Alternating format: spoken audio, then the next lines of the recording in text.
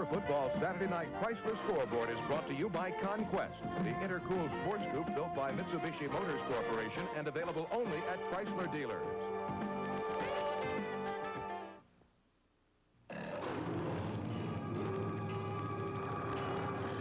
There's a fire-breathing creature Chrysler has imported from Japan. Conquest TSI. The intercooled turbo coupe built by Mitsubishi. So hot it'll smoke the 300ZX and RX-7. Conquest TSI, now at your Chrysler dealer.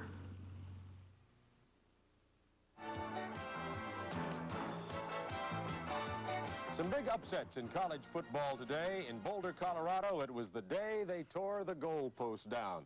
They'll all be remembering it when they go back to the reunions 10 and 20 years from now. I was there when the Buffaloes beat the Nebraska Cornhuskers 20-10, first time since 1967. And now, believe it or not, Colorado is tied with Oklahoma for the Big 8 lead. Both teams will meet in Boulder November 15th. Colorado 3-0 in the Big 8 with the victory over third-ranked Nebraska today.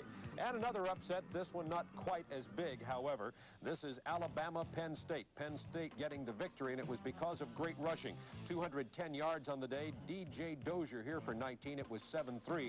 Penn State at that point, the final 23-3, and the nation's longest unbeaten string ends. Alabama was at 13 before the loss to Penn State today in Tuscaloosa. Now let's go to the Pac-10, where Washington defeated Oregon 38-3, and Don James has now tied Jim Owens as the coach with the most wins in University of Washington history. In the Big Ten, Iowa struggled with Northwestern, but Iowa gets the victory by a score of 27-10. They remain 10th ranked, will probably stay right about there. At North Carolina State today, the NC State Wolfpack proves that Dick Sheridan's team is for real.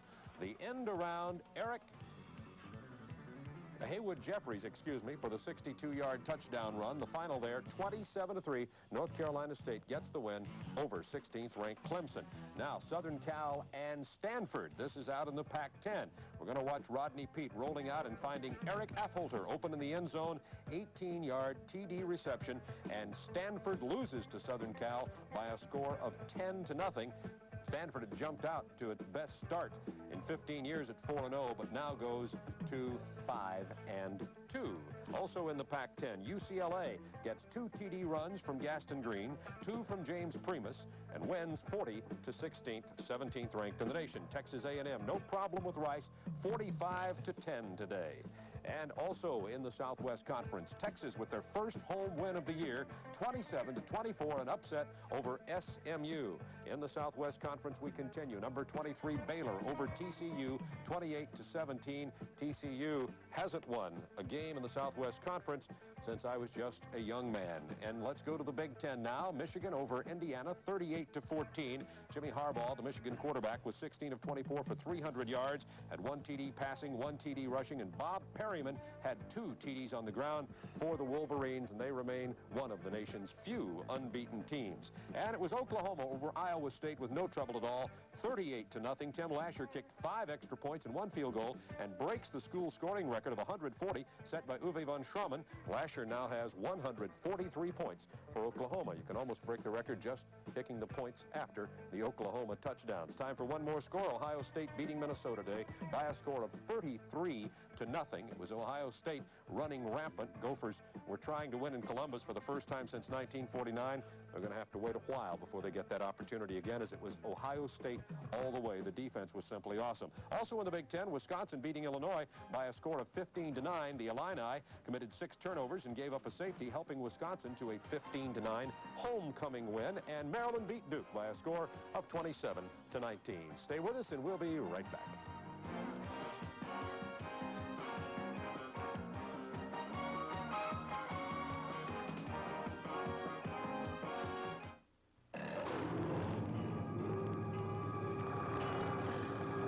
Fire-breathing creature Chrysler has imported from Japan. Conquest TSI.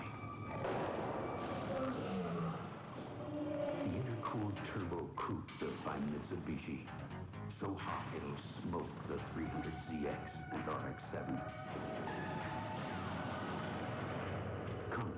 TSI, now at your Chrysler dealer. Well, it's a rainy night in Georgia, but that won't deter the football fans at Grant Field. The Georgia Tech Yellow Jackets out of the ACC and the University of Tennessee Volunteers from the SEC are set to do battle here in Atlanta, Georgia tonight on the game we'll be bringing to you with Mel Proctor and Paul Horning. We hope you'll stay tuned for that. We'll be along from our studios here with all the updates of scores throughout the game and also be updating you on scores at halftime. So right now, we're going to go to Grant Field and Mel Proctor and Paul Horning. Gentlemen. All right, thank you, Bob. Well, this was supposed to be a big season for both these two schools. Tennessee last year won the Sugar Bowl, and Georgia Tech went 9-2, but it's been a disappointing season so far. Georgia Tech is 2-3-1. Tennessee is 2-4, and they are winless in SEC play. And what's at stake for these two teams? What's the significance of this game today? Not much. Let's be very brutally honest about it. I tell you, whoever wins tonight still has a chance to go to a bowl, as strangely as that sounds, folks.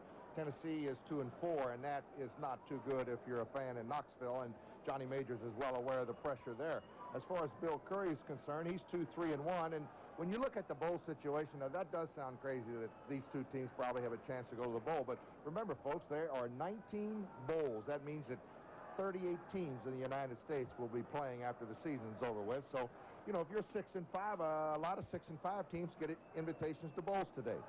Well, one of the reasons I'm all choked up about this matchup, as you can see, one of the reasons that Bill Curry is so concerned about Tennessee is because of the quarterback, Jeff Francis, who's completed almost 68% of his passes, and Anthony Miller, a fine wide receiver. I tell you, they have moved the football well all year long. Jeff Francis has been a pleasant surprise for Johnny Majors. As you say, he's throwing at a 67% clip. Anthony Miller, Major says, is probably the best receiver he's ever had there. So, you know, and you're talking about guys like Stanley Morgan and a few other great, Willie Gault, some great receivers at the University of Tennessee. And he says this kid is, well, simply the best. So I think we're going to see a pretty good matchup tonight. You know, these two teams, even though they've won only 2 ball games, they match up pretty well. They're going to move the football. Their defenses aren't strong this year. Georgia Tech also has a fine passing combination in Rick Strom and Gary Lee, who holds many of the pass-catching records here at Tech. And that's been a little bit surprising. Now, where Georgia Tech has been hurt on defense, as we take a look at Rick Strom throwing a touchdown pass to Jerry Mays. You're going to see Jerry Mays now. He's a fine sophomore, one of the best sophomores in the country. He runs the football well. He's a game breaker. And he can catch the football well. He is really an integral part of their offense, and he's got to have a good day. And Gary Lee has the 4.5 speed. I mentioned he's already broken a couple of pass receiving records. He has 13 career touchdowns. He's within 1 of that mark. He's the possession-type receiver. He's who Mr. Strom and that Georgia Tech offense will go to on 3rd down, he and Mays. And Gary Lee's one of the best athletes that plays football in the United States. He is really a fine athlete. He returns punts. He can catch the football. He's a good blocker, and he's a real leader. All right, Paul, what about the weather? It's rained for most of the day. It's overcast tonight. Not raining at the moment, however. Well, I'll tell you, as far as Georgia Tech is concerned, I think they would be a little bit more happy if more people showed up. They sold this thing out, 47,000 people. Tickets were sold, but because of the rain, I don't know how many people are going to be here. The field's going to be fine. This is artificial turf, and I think actually it's going to be all right. I don't think it's going to rain. All right, Paul, let's go back to Bob Neal. And thank you, gentlemen. I'm sure you'll be staying dry at the press facilities there at Grant Field, not too far from our studios here in Atlanta, just down the street a bit, where Georgia Tech and Tennessee will be doing battle in a few minutes. Time to give you a couple of scores, though, before we go back to that. It was Rutgers beating Army by a score of 35-7 today, and Pittsburgh didn't do a very good job with treating the Navy very well either. It was Pittsburgh 56-14 over the Navy. And I just want to toss this other one in very quickly. Michigan State beat Purdue 37-3. The key there is that Lorenzo White is back. And now, Tennessee, Georgia Tech getting ready to do battle at Grant Field in Atlanta, Georgia. And we'll be going to that in just a moment. This is Super Football Saturday on TNT.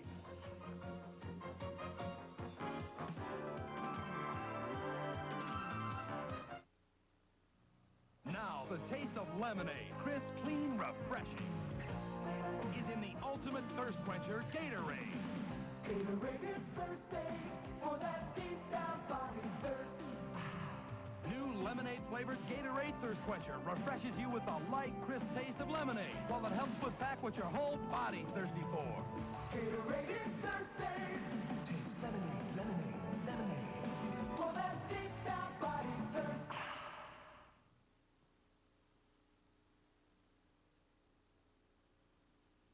Turner Network Television.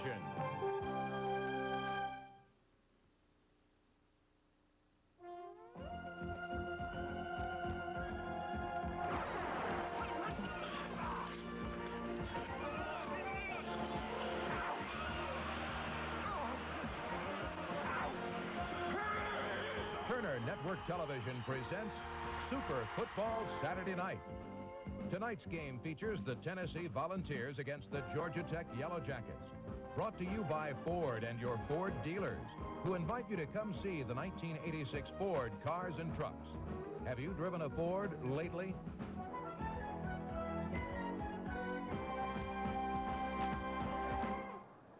It's an overcast, rainy night in Atlanta, Georgia. Georgia Tech hosts Tennessee this evening. It's been a disappointing year for these two schools. Georgia Tech 2-3-1 coming into the game. They're 2-2 in ACC play, and Tennessee is 2-4, and they are winless, 0-3 in the Southeast Conference. Hello, everybody. I'm Mel Proctor along with Paul Hornung, and despite the disappointing records, it should be a pretty good football game. But in Tennessee's case, it's been really largely responsible or due to the injuries. Johnny Major says he cannot remember a year where there's been so many injuries. There's so many tough injuries to take. Here comes Tennessee right through the big orange right there. 2-4. I want to tell you something about 2-4. If you're in Knoxville, Tennessee, and you're the head coach, you're Johnny Majors, you're walking around town on your toes. They don't like 2-4 seasons. And I think both these teams are better than their records. They really are. As I said, the team who wins tonight has still got a chance. So maybe later on in the year, if they can put a little winning record, some victories together, they can definitely go to a bowl. And here come the Yellow Jackets of Georgia Tech. Their problem has not been so much injuries, but inexperience. They lost 9 of 11 starters off last year's defensive unit. They got 4 freshmen starting on defense, and the defense was the name of the game last year. They had a good quarterback in John Dewberry. They're pretty happy with Rick Strawn. They've got a couple other quarterbacks that they redshirted, so they should be strong in the future. But I tell you, I think both these teams are going to move the football. Their defenses aren't strong, and we got a good matchup. All right, it'll be Georgia Tech against Tennessee, and we'll be back with a kickoff for tonight's game in just a moment.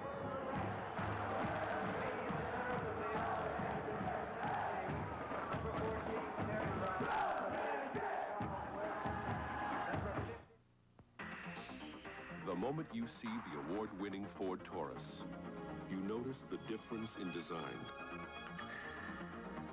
A difference that becomes even more dramatic the moment you drive one.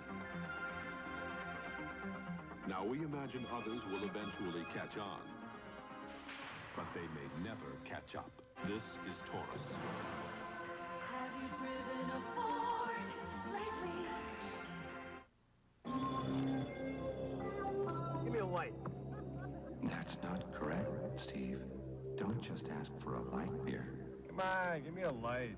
You asked for it, Steve. Bud Light! Yes, Steve. Bud Light, the light beer with the first name you taste. Don't just ask for a light. Bud Light, because everything else is just a light, Steve. This is Super Football Saturday Night on Turner Network Television. The pure, natural beauty of glass comes only from the purest sand.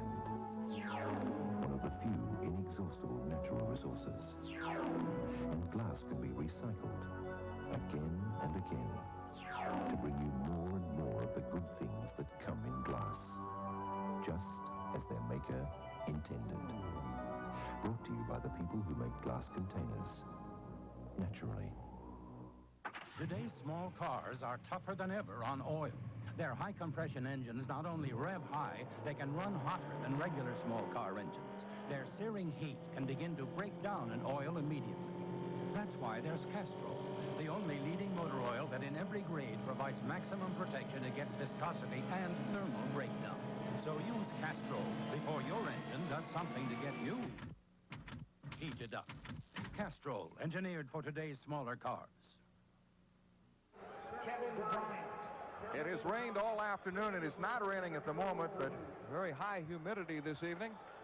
As Tennessee and Georgia Tech are about to get underway, Georgia Tech has won the coin toss, and the Yellow Jackets will receive. They drop back deep. The dangerous Gary Lee, number 33, who had a 99-yard kickoff return for a touchdown against North Carolina State.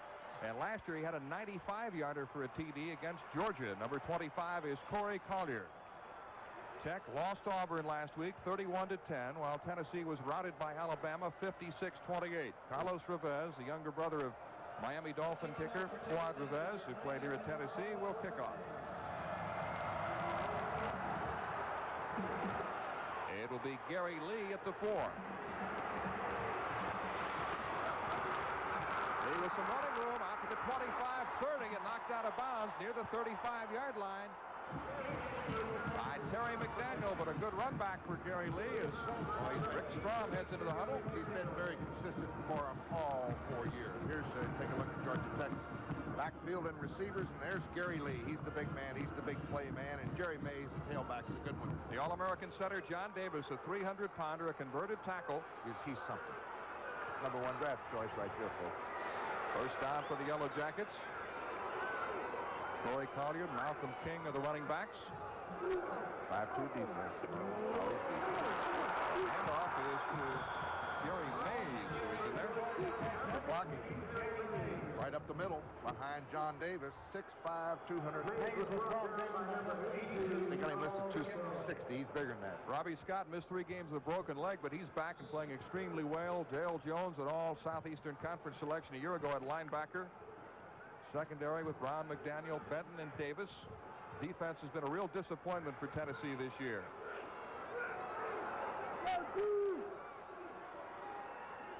Second down and 2. The handoff again to Jerry Mays, ripping for a first down deep into Tennessee's territory. I think that Malcolm King, the fullback. Good blocking up front, right over the left guard. Dean Weaver, number 78. John Davis, that big center. 6'7", 304 pound. He collapsed the nose guard. Look at this big 14-yard pickup here. Good hard running by Malcolm King, the junior. 5'9", 204 pounds. Very compact, strong football player. Got good legs. And we've got an injury. Number 22, Charles Davis, is down for Tennessee, the starting free safety. Last week against Alabama, the Crimson Tide scored on 6 of their first 7 possessions, and Georgia Tech is moving with ease so far. And right up the middle. The first play went right up the middle, and the second play about the same thing. Just a little zone blocking up front. The man in front of you, let's take him. And they took them both off the line of scrimmage. Each collapsed Brian Hunt, the nose guard for Tennessee. So Charles Davis is shaken up. You see, Phil Curry says he was an outstanding tackle. Davis was an offensive tackle. He said, but when I moved John Davis to center, he was a great center right away. As we take a look at Coach Majors, the runner-up to Paul Hornung in voting for the 1956 Heisman Trophy. He was a great tailback at Tennessee. He sure was. Undefeated season, 10-0 that year. Single wing football. That was about the last of it. Donnie Majors was the tailback on that great team. And Bill Curry, Paul Hornung's former teammate with the Green Bay Packers. Bright, articulate young man. And he stayed in a lot better shape than Paul Hornung, I'll tell you that. He gets out there with those kids, does those exercises. He looks good. First down for Georgia Tech at the Tennessee 37.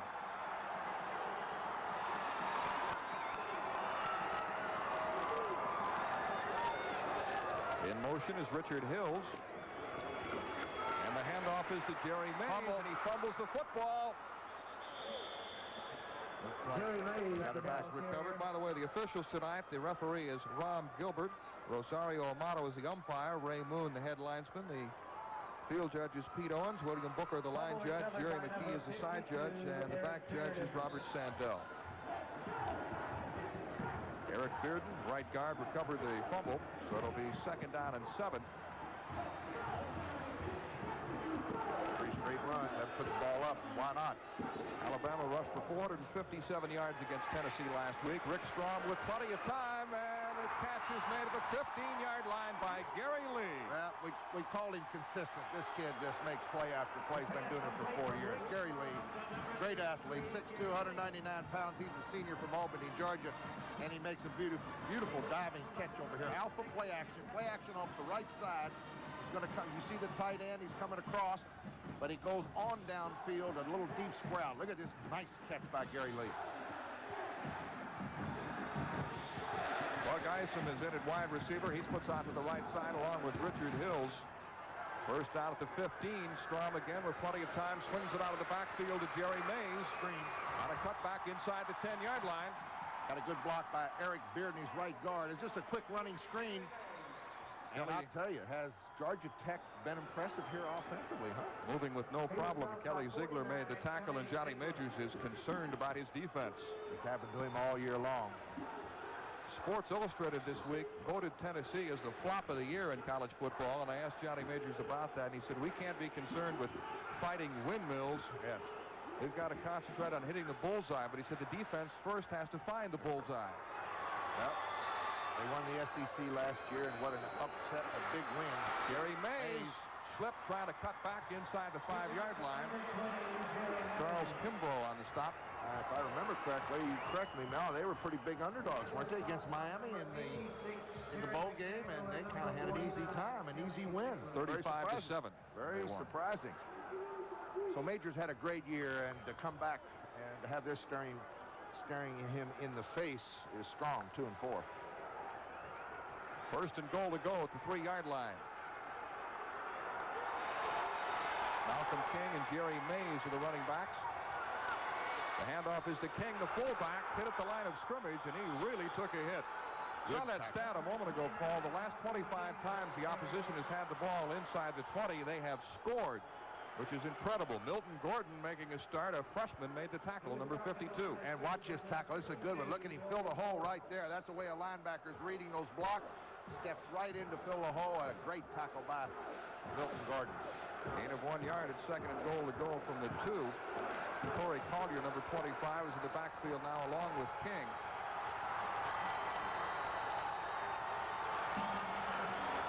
The pitch is to King. He stopped. Good defense, good pursuit. Short of a touchdown. Anthony Howard, number 99, made the initial hit for Tennessee, along with the nose guard, Ryan Hunt, number 74. Johnny Majors felt that the team that would score first tonight would have a big advantage since both teams are struggling to find their confidence. Nate Kelsey, number 1, is in now for Georgia Tech. In the backfield. Third and goal to go. Kelsey is slotted on the left side.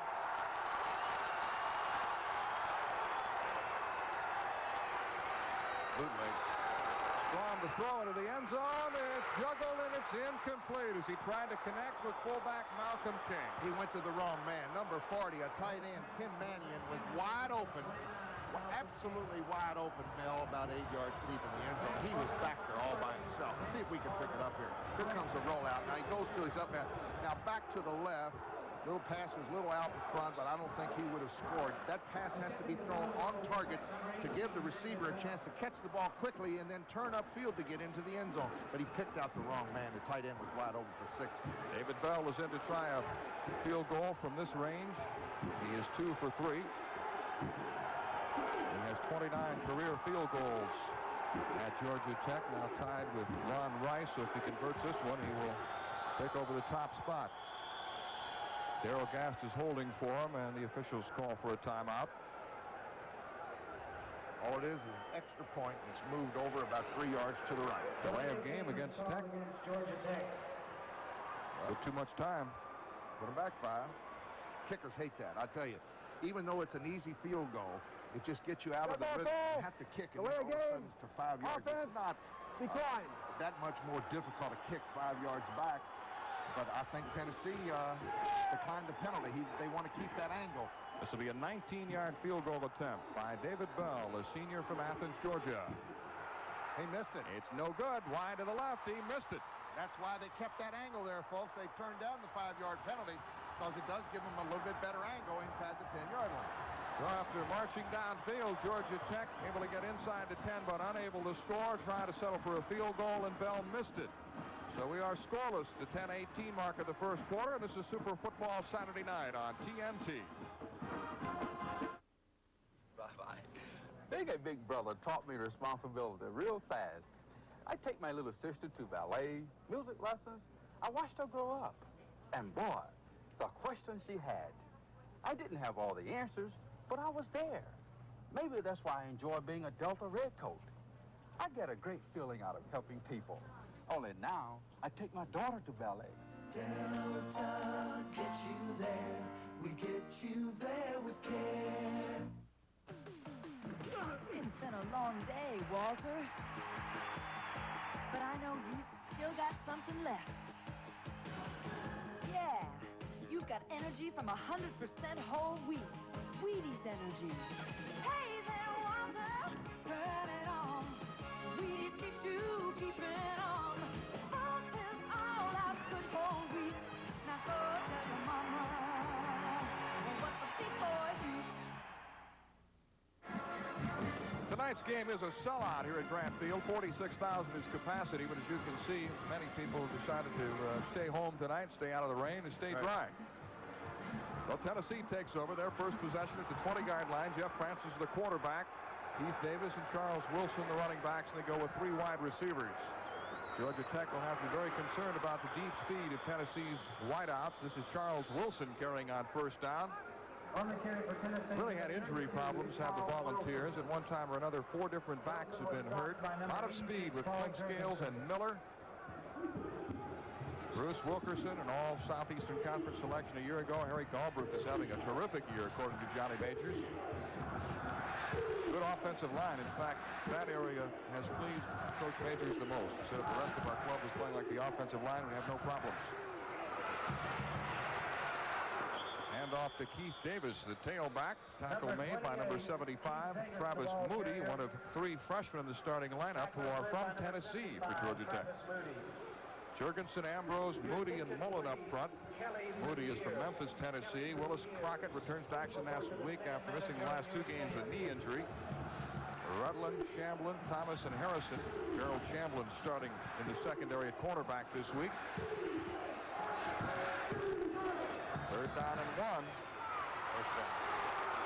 Charles Wilson picks up the first down for the Volunteers. I tell you, all the running backs for Tennessee have got a good average yards per carry. In fact, over 5 yards a pop running the football all year long. So they block well up front, the offensive line. They move the football, but defensively is where they've been hurt.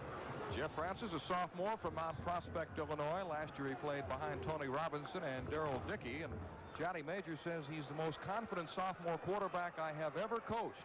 He's had some good ones. Clinkscales is in motion. And a handoff again to Wilson, who's been busy in this first quarter, but he doesn't get much. He went to the wrong hole. A little mix-up on the blocking on the left side. Johnny Majors, who had great success at Iowa State and Pitt before returning to his alma mater as head coach, now in his 10th year. Got a book out, You Can Go Home Again, written by Johnny Majors, along with a good friend of our former colleague, Lindsey Nelson, Ben Bird. Ben's here. Saw Ben downstairs. That's selling quite well, especially around Tennessee, you know. Jeff Francis to throw. He's got a man open and completes the pass to Joey Clinkscales, breaking tackles, and he's close to a first down. And he broke a tackle at the 40-yard line. He got the first down on his own. Good hard running. He picks up 12. End zone replay, coming right down the middle. Little delay over the middle. Here he comes. Now watch this tackle. He breaks the tackle. Stepped right through the tackle of Eric Thomas. Right, he got 12 yards. First down. The handoff is to Keith Davis, ripping off a big gainer, and he's got another first down at the 40-yard line. He loves to run over tacklers. We expected these 2 teams to move the football. Here's another 15-yard pickup, running the football and blocking well up front. Davis back in good health after missing 3 games with a knee injury. He's only a sophomore and led the team in rushing last year.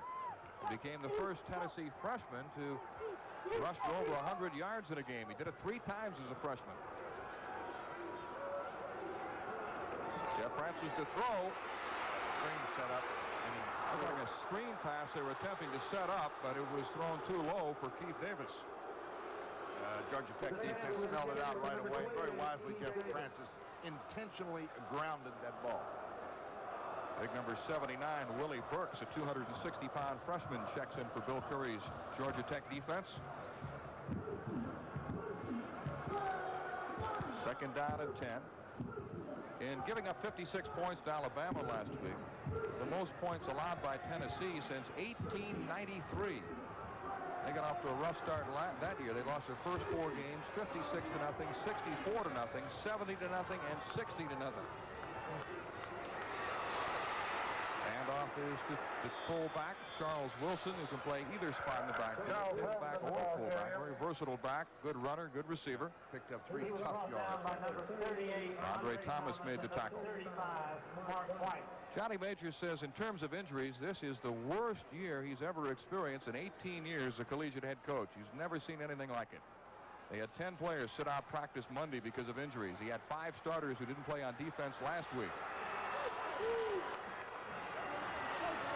Third down and 6. Blitz. And the pass is right through the hands of Terrence Cleveland. Well, he picked up the blitz well. Jeff Francis read it beautifully. Tight end read it beautifully, and all he did was drop the football. Watch, here comes the safety. Broken up by number 49. There's the safety blitz. Ricardo Ingram on the blitz. Right through his hands. Eric Thomas defending for Georgia Tech, and is Bill Curry ever high on this freshman? He's another from Tennessee.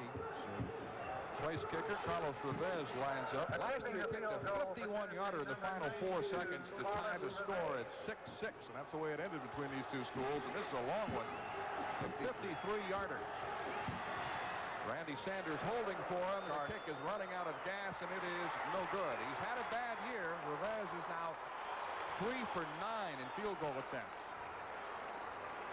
So both teams have missed field goals. And we are scoreless with 6:38 remaining in the first quarter from Atlanta.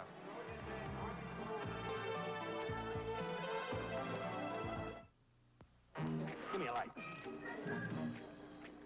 Bud Light.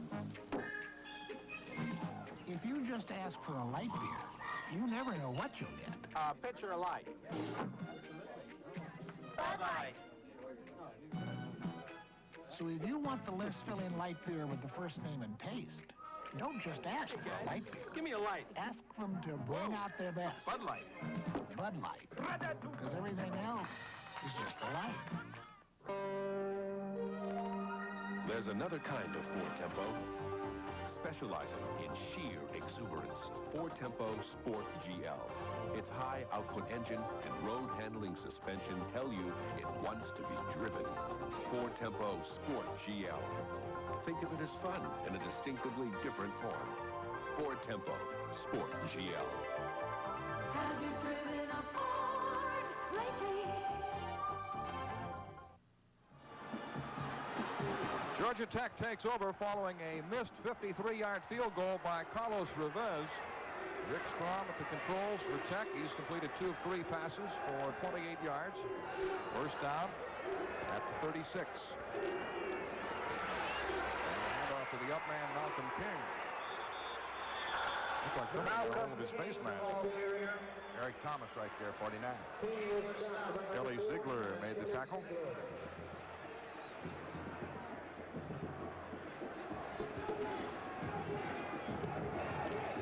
Gain of 2 yards, it'll be second down. Second down and 8 as Malcolm King comes out. Corey Collier is in the backfield, along with Terrence Curry, a sophomore, number 42.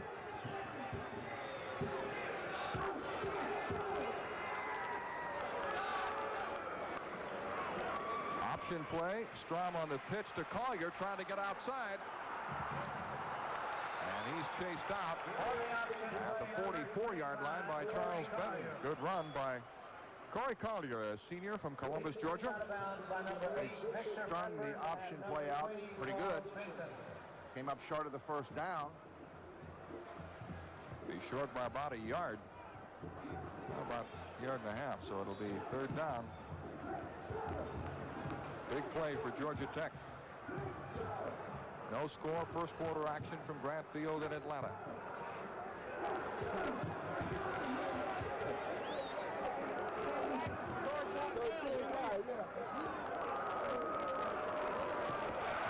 And picking up the first down is Malcolm King. As he drives it to the 46-yard line of Tennessee, and again, Georgia Tech moving with ease on the ground. And where are they moving? It's between right near John Davis, the big center. 6'7", 304, and this guard on the left side seems to be key. Also, Dean Weaver, the left guard, they seem to be going over the left side now. First down for Georgia Tech. Nate Kelsey, number 1, is in the backfield along with Corey Collier, who was the leading rusher a year ago for Tech when he gained over 600 yards. Pearson is in motion. Play action fake by Strom over the middle. Wide open is Tim Mannion, the tight end, and he's got a first down at the 25-yard line. He got popped by Terry Brown and got blocked, but was he open? A little play action, and Rick Strom came right up throwing the football. Good timing on this play. After the fake, what? 1, 2, 3, sets up, and the man's open right away. He beat the linebacker, and the safety was way back there. That was Terry Brown. Another look. Watch Terry Brown here with the block. Tackles him with the block. They mark his forward progress at the 27-yard line, an 18-yard pickup. Mannion was over for 6 points, and he missed him earlier.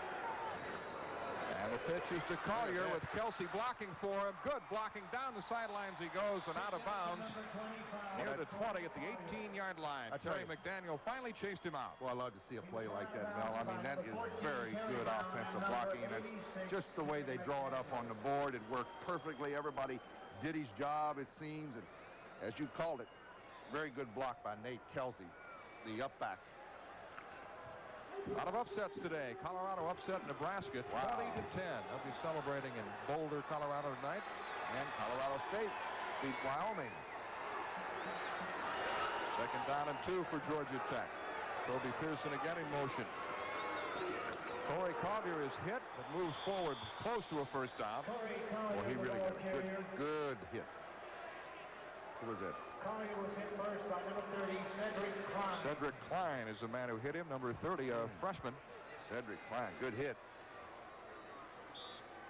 Collier's coming out. Jerry Mays is back in as we near the end of the first quarter. Both teams have missed field goals. Georgia Tech's David Bell missed from 19 yards. Carlos Revez of Tennessee missed from 53 yards.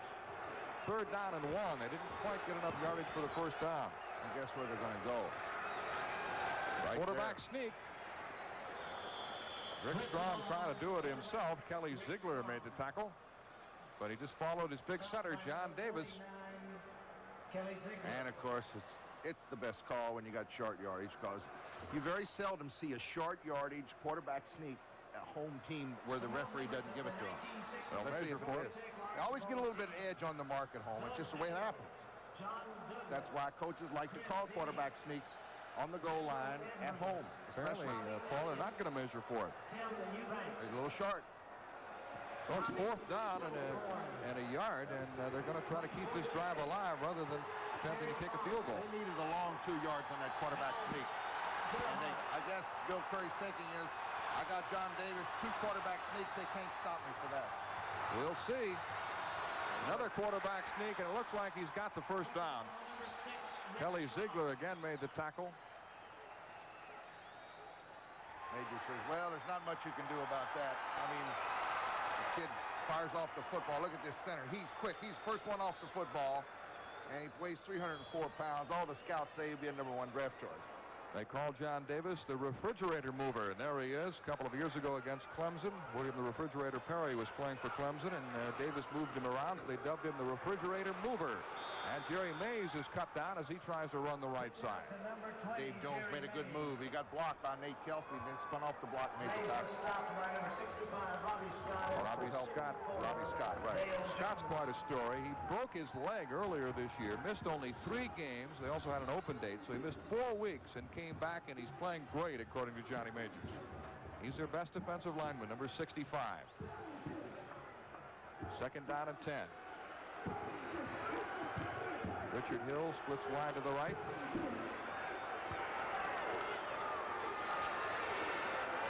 Strom on a rollout, looking to throw, and now he'll keep it himself. He's got running room.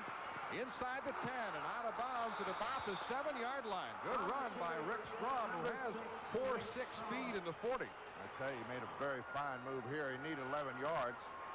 He almost picks up the first down here. I think he's going to be a little bit short, depending on the mark. Here comes a rollout. Ground level shot, and Rick Strom decides to run it. And watch this little move right here. I think he hoped himself through that little hole. He didn't think he was going to get through there, but he did. It'll be 3rd down and 1. Malcolm King is back in at fullback. Jerry Mays is the tailback for the Yellow Jackets. There's not anybody head up the center. All they have to do.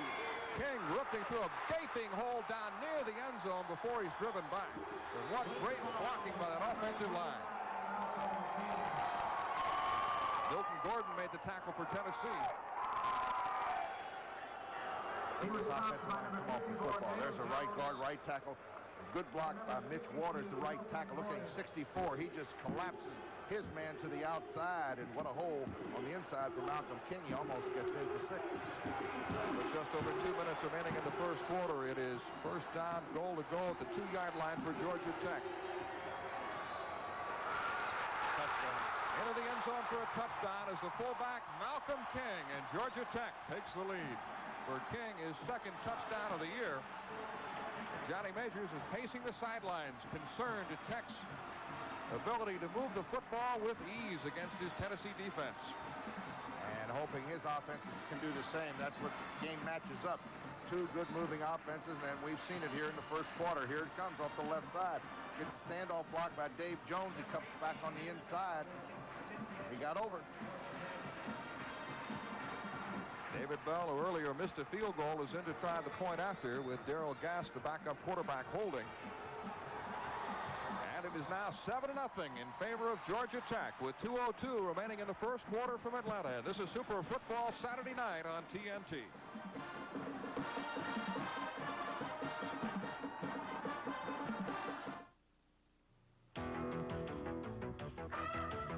To reach for something bigger.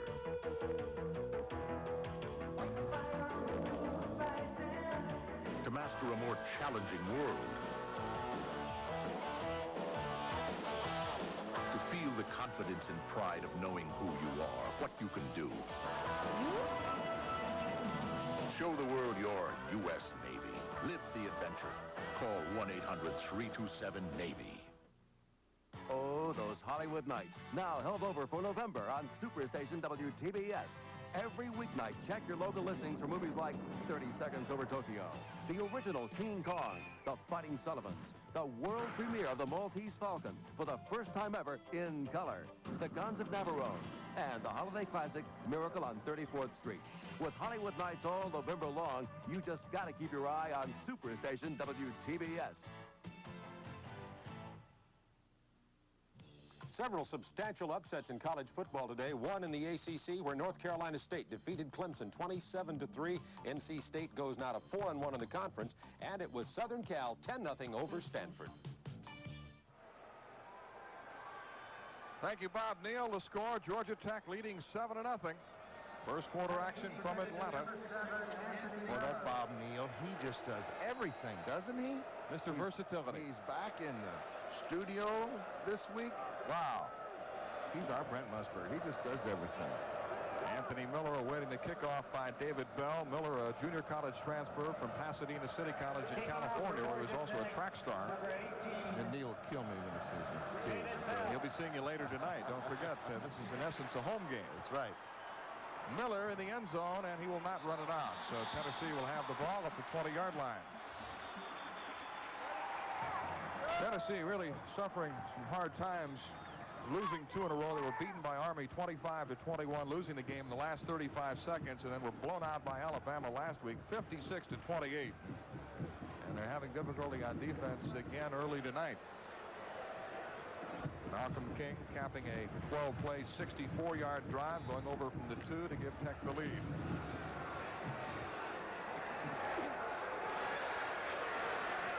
Charles Wilson, Keith Davis in the backfield, along with Jeff Francis. Change the play, the line.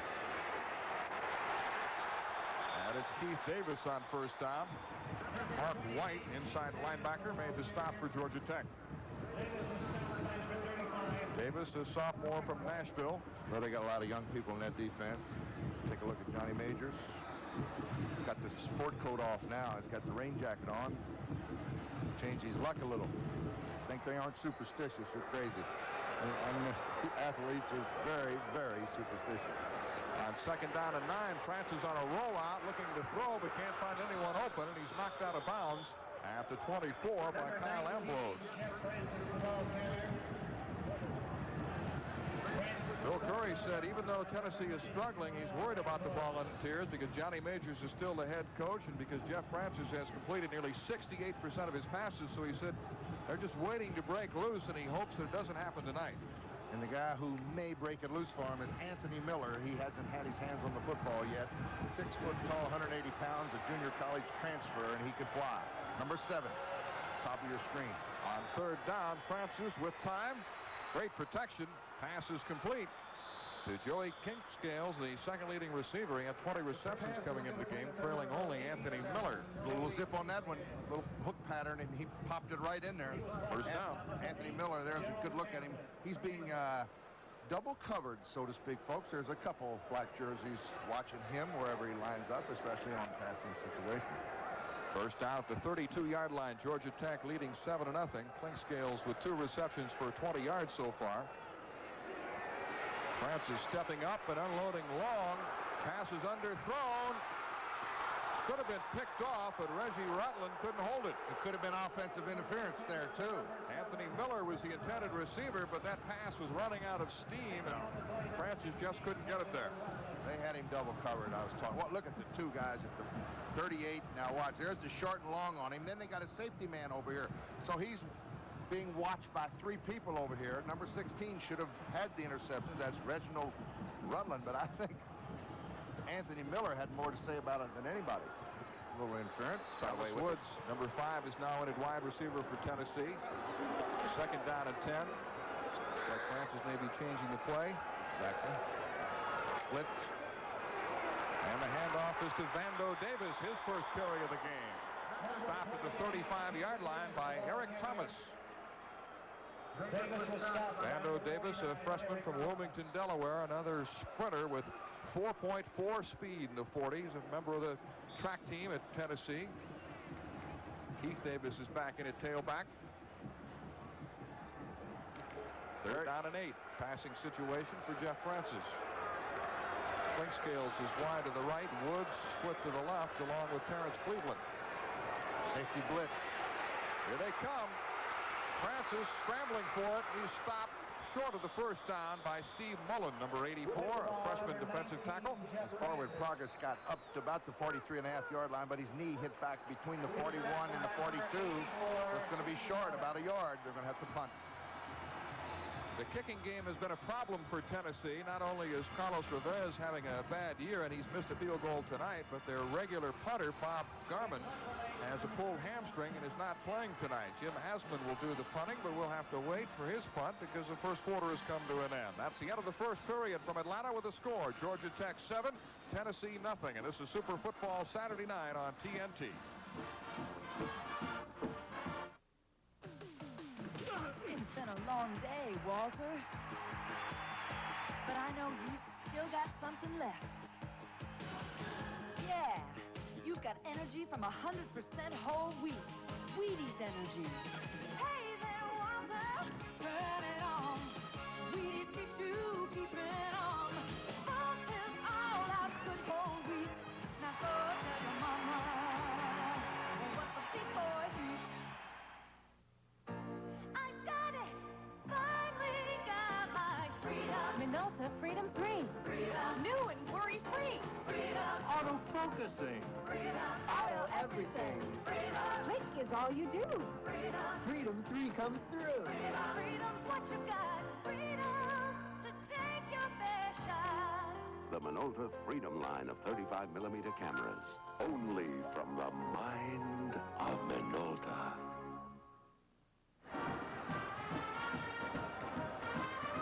Portions of tonight's game are being brought to you by Bud Light, the light beer with the first name and taste. Everything else is just a light. Mel Proctor with Paul Hornung back in Atlanta. As Ricardo Ingram is back deep for Georgia Tech, awaiting the punt by Jim Asman, who's punted only 3 times this year. He's averaging 40.7 yards per kick. Georgia Tech leading 7-0. Well, the kicking game last week was terrible. A lot better here. He gets a pretty good punt. Ingram looking for blocking, and he's brought down at the 22-yard line. Flag down. Milton Gordon, number 52, made the tackle. A 46-yard punt and a 9-yard return by Ingram. Got a flag. Haven't had many penalties so far. Sir. Moving first half. Both teams proving they can move the football. Clipping. And that's going to put Georgia Tech at a disadvantage. Not the best of field position. Well, in games televised by the Superstation that Georgia Tech has played in, the Yellow Jackets have gone 4-0. So apparently we bring them good luck. All-American Bowl last year, if you remember. Michigan State. Georgia Tech lost its quarterback. I saw John Newberry downstairs. He does a little radio. Georgia Tech network. Bill Curry suspended him. Terrence Curry in the backfield, along with number 20, Jerry Mays. Movement on the right side. Tim Mannion was offside. What happened in that All-American Bowl, Mel? A couple of guys missed curfew. They were suspended, and he kicked 3 or 4 kids off the football team, and well, I tell you, the defense gutted it up, and they pulled out a big upset over Michigan State. Illegal procedure against Georgia Tech. You mentioned John Dewberry. Bill Curry told us an interesting story about him. You know, the players at Georgia Tech select their own positions. When they come into the program, the player will say, look, I think I'm a wide receiver. That's what I'd like to play. And the coaches say, all right, you can do it. And the coaches don't change their positions. The players, if they decide they're not cut out to play a certain position, will come to the coaching staff and say, look, I think I'm better suited to play safety. And he said John Dewberry slammed his fist on the desk and said, look, I'm the best quarterback you've got. Leave me at quarterback, because Bill Curry wanted to switch him to the secondary, and he stuck with him, and he was an outstanding quarterback for the Yellow Jackets. Sure was. Terrence Curry gets the call out to about the 12-yard line. That's kind of interesting, though, allowing the players to choose their own positions. And really the big difference there is a lot of your running backs, your smaller running backs, when they come to the collegiate ranks, they still want to be running backs, but they end up as wide receivers and defensive backs. That's where the big switch comes. Yellow Jackets go with 2 tight ends, Tim Mannion and Chris Connell, number 92, a redshirt freshman who should see a lot of action tonight. Bill Curry really likes him. He's a 242-pounder. They run the option, and the pitch is to Jerry Mays. Oh, I want to tell you what a great pitch Rick Strom made. He made a great pitch to the running back that time. That ball could have been fumbled. All right, Paul, let's go to Bob Neal for an update. Like that. We've been talking about upsets today. I have a couple more to tell you about. Penn State, 6th ranked, upset number 2 Alabama, 23-3 earlier today. Alabama with only 44 yards rushing, and Texas upset SMU 27-24 for Texas' first home win of the year. Now back to Grandfield. All right, thank you, Bob. It'll be 3rd down and 1 for Georgia Tech. Malcolm King is back in at fullback.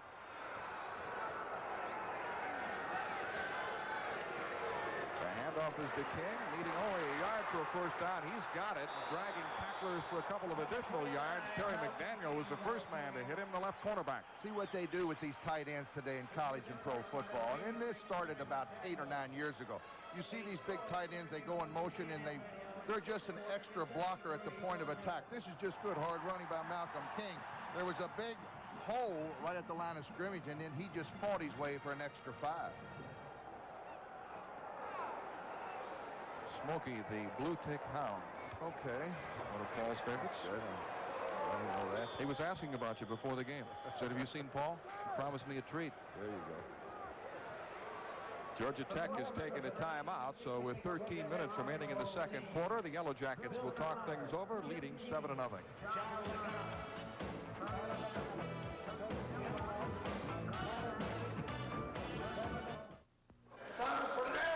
Like many before, you came here asking for just one thing. A chance. Pronounced Shibowski. You're gonna make it here, 'cause you make America work, and good fight for you. Here's to you, Beechwood Aids, for that clear clean, crisp taste that says Budweiser. This Bud's for you.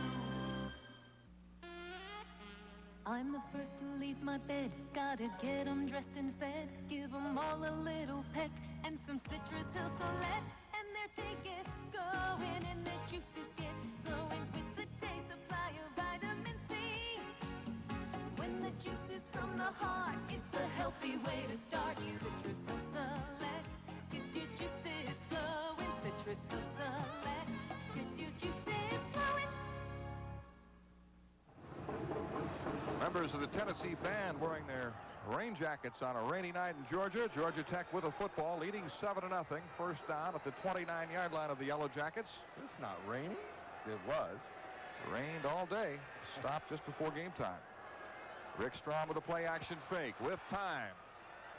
And the pass looked like it might have been deflected. Either that or slipped out of the side of his hand, but it was really fluttering and fell well short of the intended receiver, Toby Pearson, who was open on a little square-out pattern. Rick Strom, who redshirted a year ago, he's completed 63 of 122 passes coming into the game, and he's 3 for 5 tonight for 46 yards. Florida State leading Louisville 27-10 the second quarter. On you, Cardinals. Second down. Gary Lee splits wide to the right. Tight end Cottle moves to the left side.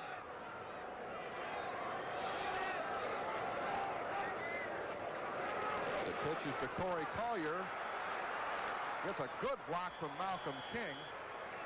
Victor Pepper's little safety man came up to make the stop. Have a 155-pounder. He stuck his nose in there and made the tackle. As we look at Bill Curry, you played with him at Green Bay. He was an outstanding center, wasn't he? An All-American center right here at Georgia Tech. Came up to Green Bay and played a long, long time. He wasn't that big. In fact, he's way down from what he was. He was about 235 pounds then, of course, in the weight program, and a very quick and agile all-pro center. Played, of course, under Lombardi at Green Bay, and then went to Don Shula with the Colts. The option play, the pitch is to Collier, and he's in trouble, and he's dragged down for a loss. Charles Kimbrough got a piece of his jersey and pulled him down. Bring up a punting situation. They played the option well. Charles Kimbrough makes an outstanding tackle here. Stop the first down try. Here comes the counter option. The pitch is good, but look at this defensive play by Charles Kimbrough, a sophomore. McDevitt will punt.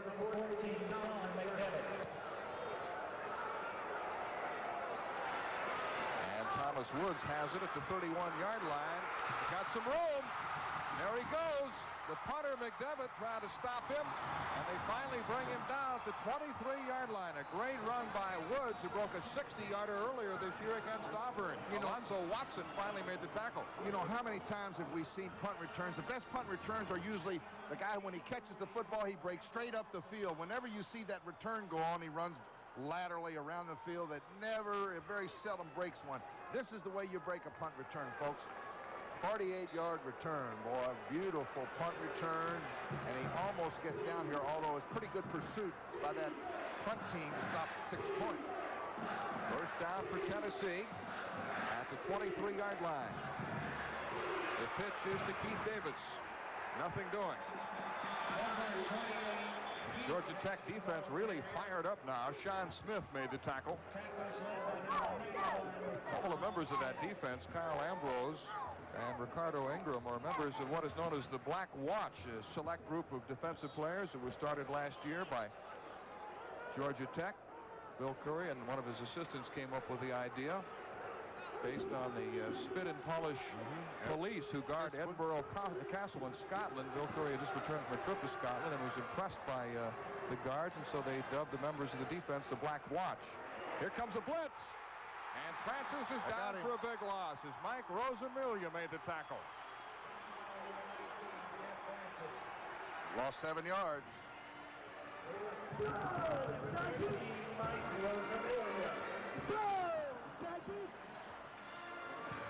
Here he comes out of the left corner of your screen, and Francis never saw him. Not at all. Mike Rosamilia, Titusville, Florida, senior, never had a shot. So the loss back to the 29. It'll be third down and 16. Georgia Tech expecting a pass.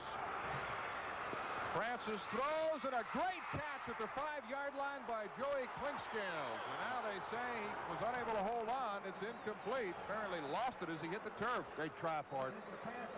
He had it for a moment right off his fingertips. Clinkscales. Depending on the play protect number 16, Reginald Rutland. Good pass protection this time. Had his man beaten right there. Just a little. Pass was just a little too far wide. Incomplete. He lost control of it. Attempting the field goal. So Carlos Revez will try another field goal. This will be a 46-yarder. He missed a 53-yarder earlier in the game. Last year he kicked 2 against Tech. A 51-yarder and a 55-yarder. A high snap. And Randy Sanders is buried by Gerald Chamblin. And they waste that beautiful punt return, Mel. And they miss a chance for 3 points. I tell you, what a turnaround. Big play by the cornerback, freshman Gerald Chamblin, making his first start tonight. And Tennessee is still struggling. Georgia Tech leading 7-0. And this is Super Football Saturday night on TNT.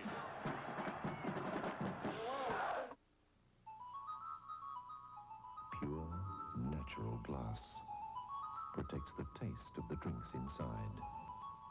Choose just the right size in single-service containers or big reusable bottles, knowing that the good things that come in recyclable glass come just as their maker intended. Brought to you by the people who make glass containers naturally. Green Bay, Wisconsin, 20 below. The last place you'd want to be with a cold, unless you're the Green Bay Packerbackers. So we asked them to try Alka-Seltzer Plus cold medicine. That stuff just cleared out my head. Should have found it a long time ago. Got rid of my aches and pains. Straight up my runny nose. Alka-Seltzer Plus, that's all I ever needed. 8 of every 10 Packerbackers who tried it switched to Alka-Seltzer Plus cold medicine. Fast, effective relief for tough winter colds. Super Football Saturday Night is brought to you locally by the people who make glass containers naturally. Tennessee got a bad snap from Nick Zecchino, who centers the long snaps, and Randy Sanders had to eat the football as Chamblin buried him, and he's in trouble. Georgia Tech takes over at the Yellow Jacket 43, first down. Great field position started off. Tech with 106 yards rushing so far, and they stay on the ground as the handoff goes to Malcolm King, brought down by Milton Gordon, number 52. And why not, Mel? They've already got over 100 yards rushing. Georgia Tech, so that offensive line doing a fine job tonight. Gary Lee is back in at wide receiver. King comes out. Terrence Curry, number 42, replaces King. And the rushing yards updated, 111 yards for Tech, only 25 for Tennessee. Second down and 4. Curry and Jerry Mays are the running backs. Terrence Curry, the big fullback, ripping for another first down. Sophomore from Alabama. Doesn't seem to make too much difference who's carrying the football. They've all been effective tonight for Tech. Look at that offense. There's your big center, Ron Davis. Look at, he's got his right hand. He's holding. Got a hold of that jersey, but he got away with it. Sometimes they do miss. There's a good shot of him. Is he huge or not? Named a first-team All-American last year by the Sporting News. Preseason All-American pick again this year. Toby Pearson is in motion. Strom with play action. Here comes the blitz, and he throws it away. Dale Jones was all over him, the All-Southeastern Conference linebacker. Now let's pause 5 seconds to allow our local stations to identify themselves. You're watching WTBS Atlanta. Mel Proctor with Paul Hornung back at Grant Field in Atlanta. Georgia Tech leading Tennessee 7-0. Bill Curry, an interesting man. While he was playing professional football, he tried a number of different off-season occupations. He attended theology school for a year, worked in a bank, sold real estate, even served as a sportscaster. But he said all along he knew that he was meant to work with youngsters and to some sort of capacity, and eventually wound up in coaching. The pitch is to Terrence Curry, trying to turn the corner. Okay, he's ridden out of bounds by Tyrone Robinson, number 96. Good defense by Tennessee.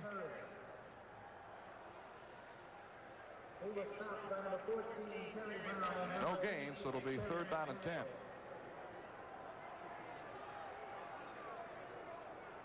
Johnny Majors, who played at Tennessee along with two brothers, Billy and Bobby. All great football players.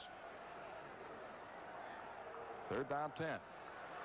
Gary Lee splits out wide to the right. Georgia Tech has converted 3 of 6 third-down situations. Very good percentage, 50%. Strom with a deep drop, again with time. And it's batted into the air, and it's incomplete, but a penalty marker is down. Charles Davis may be guilty of interference. You got it right on the money. He collided with Toby Pearson. He hit him before the ball arrived.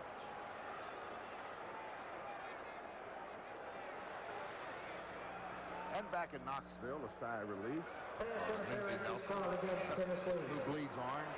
I just want to put a plug. We're going to have a little retirement dinner for Lindsey down in Knoxville as we take another look at this. This is interference. Look at there. There's the contact way before the ball got there. A little retirement dinner for Lindsey down in Knoxville November 6th. So if you haven't got your ticket, if you're in Knoxville, don't miss it. A lot of people are going to come in. Going to have a good night. Georgia Tech with 10 first downs on the move again thanks to a pass interference penalty against Tennessee. Tech leading 7-0. Malcolm King and Corey Collier are the running backs. The handoff to King, and he's hit, but tries to struggle out of the tackle. Milton Gordon made the tackle down around the ankles, and then Dale Jones finished him off. He was stopped by number 52, Milton Gordon. By number 54, Dale Jones. Mr. Major's not too happy, is he? Yeah, he didn't like what's going on right now. Loss of the yard. It'll be 2nd down and 11. Malcolm King has carried 10 times for 54 yards for the Yellow Jackets. They go from the I formation. Collier the deep back. Tim Mannion is in motion. The option. Strom on the keeper. And he's to the 30 where Tyrone Robinson makes the tackle. Passing down coming up. Strom was stopped by number 96. Rick Strom, a junior from Pittsburgh. Been playing with a bad ankle. He hurt his ankle against North Carolina, and last week he re-injured the ankle, and Bill Curry used both his quarterbacks, Rick Strom and Darrell Gast, almost equally. Let's see what they do with Gary Lee. This is his kind of down. Pearson goes wide to the left. Lee splits to the right. 3rd down and 6. Got to leave double cover. Strom steps up under pressure, and it's incomplete. Looked like we might have had some early contact that time as Toby Pearson got hit by Terry Brown, number 14. And I'll tell you one thing, if he pulled it down and ran with that football, he would have had the 1st down easily. There wasn't anybody in front of him. Threw the ball behind his receiver. David Bell comes in to try a field goal. This attempt will be from the 37, so it's a 47-yarder. Kid was kicking him easily. Warm-ups, 52, 53 yards. He missed a 19-yarder earlier tonight. His career field goal percentage is 74%. And it's hooking to the left. Short and doesn't make it. He misses another one. This one from 47 yards out. And he got under it, too, Mel. He didn't get his foot at the right particular spot on that football. He got under it.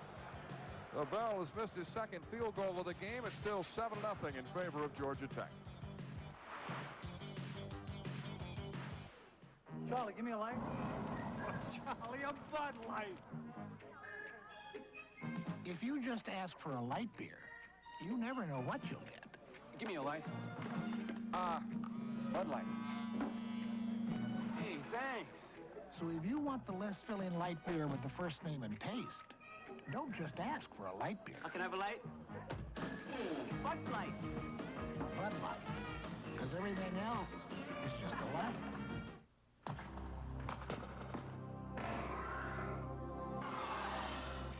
When all the dust has settled, the testing's completed, the review's written.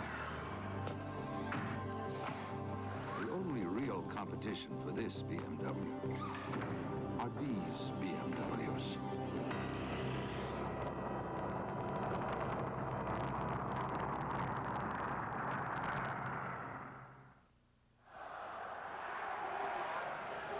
The Atlantic Coast Conference is proud of the fact that its student athletes continue to distinguish themselves in the classroom as well as on the playing field. During the 1985-86 school year, a total of 533 athletes were named to the ACC honor roll for posting a grade point average of 3.0 or better.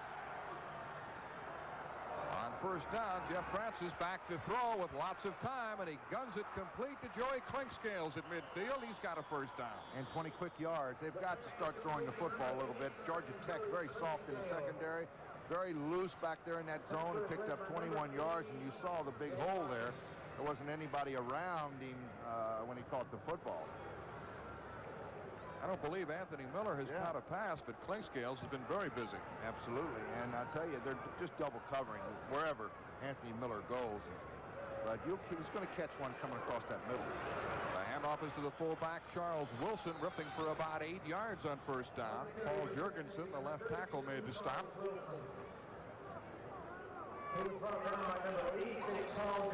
Last year, these teams battled to a 6-all tie in Knoxville. Carlos Revesz field goal with 4 seconds left tied it. 2 years ago, Fuad Revesz, Carlos' older brother, kicked a field goal in the last 35 seconds to win it for Tennessee, 24-21. Tonight, Georgia Tech leads 7-0. Wilson again. Going to be short. Porter, the middle linebacker, made the tackle. Porter, another fine freshman. Valdosta, Georgia, the top linebacker in the state his senior year in high school. Valdosta is always in the top, it seems, top 10 of the country. And normally in the last 4 or 5 years, they've been #1 most of the time. Great program, don't they, in high school? Sure do. There's Rod Stevens, who has been injured, returning to action tonight. And Yellow Jackets are glad to have him back. He's an outstanding player. Third down and 1. Wilson over the top. He's got the first down and nearly broke that for a touchdown. Well, that happens a lot of times when you beat that first wave. Everybody's stacked up inside, on third and short. And, boy, if you can get through there clean, you only have one man to beat. Now, watch. Touchdown-saving tackle. And look at this hole. He didn't have to jump there, did he? There he is. If he would have beaten the one remaining man, that was Anthony Harrison back there on the tackle. First down to the 31-yard line. Off this time goes to Pete Panuska, his first carry of the game, and he's inside the 20. He's been bothered by a bad hip. The Tennessee running backs have really been banged up at one time or another. 4 different running backs have been hurt. He was stopped by number 45, John Porter, and number 47, Ricardo. Panuska, senior from Brick, New Jersey. Another Tennessee first down. The Vols finally getting untracked offensively in the second quarter and beginning to move. This time it's Wilson. Brought down by Paul Jurgensen, number 86, and Kyle Ambrose, number 90. 4 minutes remaining in the second quarter. Georgia Tech on top, 7-0. Mark White, number 35, is back in at linebacker for Tech.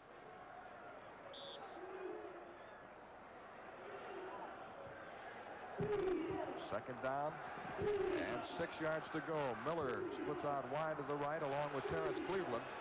Clinkscales splits to the left.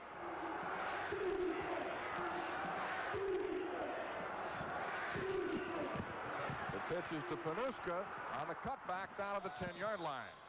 Number 26, 36. Johnny Majors has used a lot of different running backs. Keith and Vando Davis, Panuska, Charles Wilson have all played in this first half. Their leading rusher, William Howard, did not make the trip to Atlanta. He's sidelined with a knee injury, and he's rushed for almost 500 yards and 10 touchdowns this year.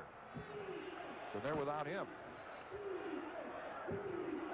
Third down 1, just outside the 10. 3 minutes left in the half. Jim Miller, number 25, is in the backfield now, along with Keith Davis. They go from a power eye. And it's Wilson over the top. He's got the first down. Rod Stevens makes the tackle. I tell you, I think the defense for Georgia Tech is just what they used to call the old submarine deal, where the defensive linemen, they just stick their heads and they're going down because all the Tennessee backs have to do is just high-step it. Nobody seems to be trying to make a tackle at all. They just seem to be submarining in that defensive line in there, and they're not looking to make the tackle. First and goal to go at the 6-yard line. Wilson has carried 9 times for 39 yards. Again, the power eye, and again, it's Wilson. Hit at the line of scrimmage by Travis Moody, number 75. At halftime, we'll go down the street to Bob Neal in our studios. He'll have scores and highlights from other games around the country, and there were a lot of upsets today, plus this week's greatest game, the Georgia-Florida battle from 1980. And we'll also take a closer look at the campuses of Tennessee and Georgia Tech. That's all coming up at halftime with Mr. Versatility, Bob Neal. Mr. Neal. Second down, goal to go at the 5. Wilson, the deep back in the eye, along with Panuska. Hand off Wilson, a little stutter step move, breaks a tackle, and then is buried.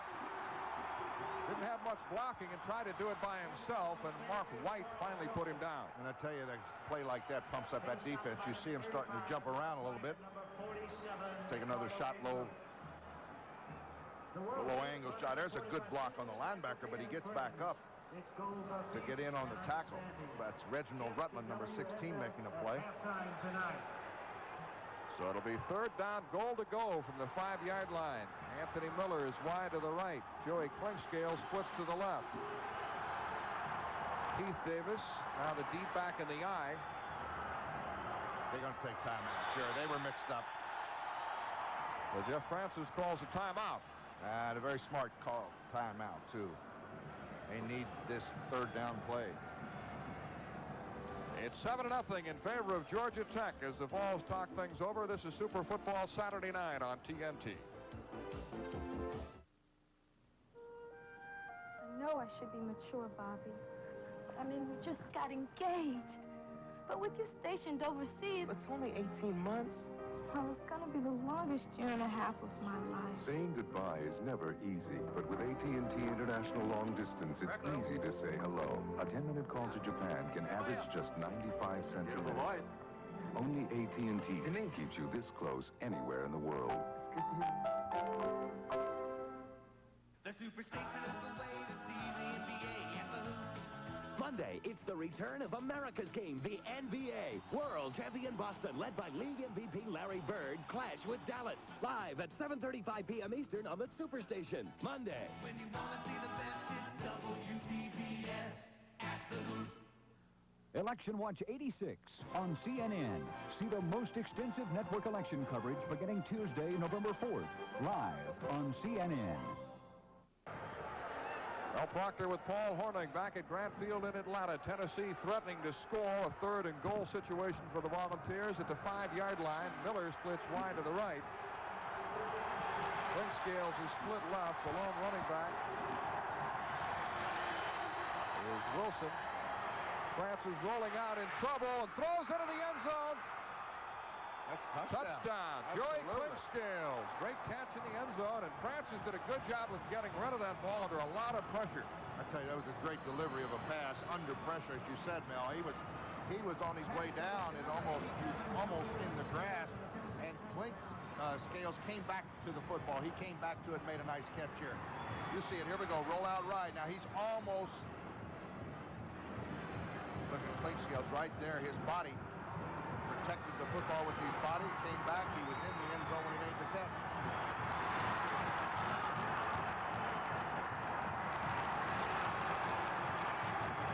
See what this is all about. We've got a penalty. Eligible man downfield. Oh, what a terrible penalty for Tennessee. He's going to erase that touchdown, folks. There was a late flag on the play. An eligible man down. The down remains the same. The touchdown does not count.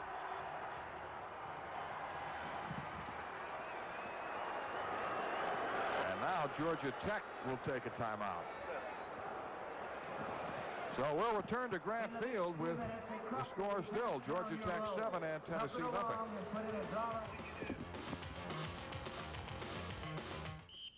Announcing the Valvoline 4-Guard I Love a Parade sweepstakes.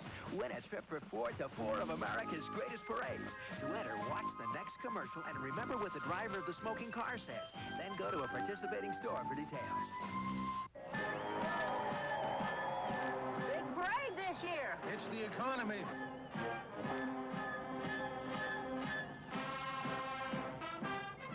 Oh, Russell!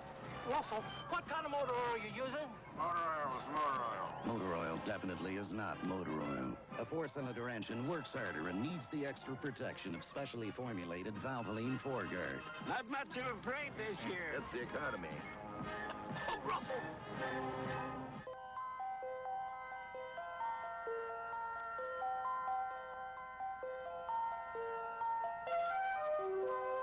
Good health at birth, to be wished for, to be worked for, together. Johnny Majors is really upset. An eligible man downfield penalty called against the Volunteers. They had a 3rd and goal situation at the 5, and now it's back to the 10. A 3rd and goal to go from the 10-yard line. Georgia Tech leading 7-0, and now it would appear Francis will have to throw again. What appeared to be a touchdown pass to Clinkscales was negated by the penalty. Anthony Miller. Oh, was he hit? Stopped short by Georgia Tech. Charles Wilson somehow holding on despite a vicious hit by Reggie Rutland. He saved 6 points right here. Miller was open on the left side. Now, Anthony Miller's on the outside. There he is. At the bottom of your screen. He was open for a minute. Jeff Francis goes to the up man. He's wide open. Now, he really just takes a hit here. That's Charles Wilson. And Reginald Rutland saves 6 points. And the ball rests just inside the 2, and then we're going to take another timeout. It'll be 4th down and goal to go. We'll take a timeout here. A little disorganized. Looks like they're going to go for the touchdown rather than a field goal. I'll tell you. With 24 seconds left in the half. They need 2. We'll take a look over on this sideline. Majors wants to be sure that everybody knows what's happening here. Francis, you see, they're talking to the offensive coordinator up here in the booth with us. We saw them go to that power I formation earlier when they were down inside the 5, and it looks like they'll go to that again with Keith Davis, Charles Wilson, and Jim Miller, 3 running backs in there.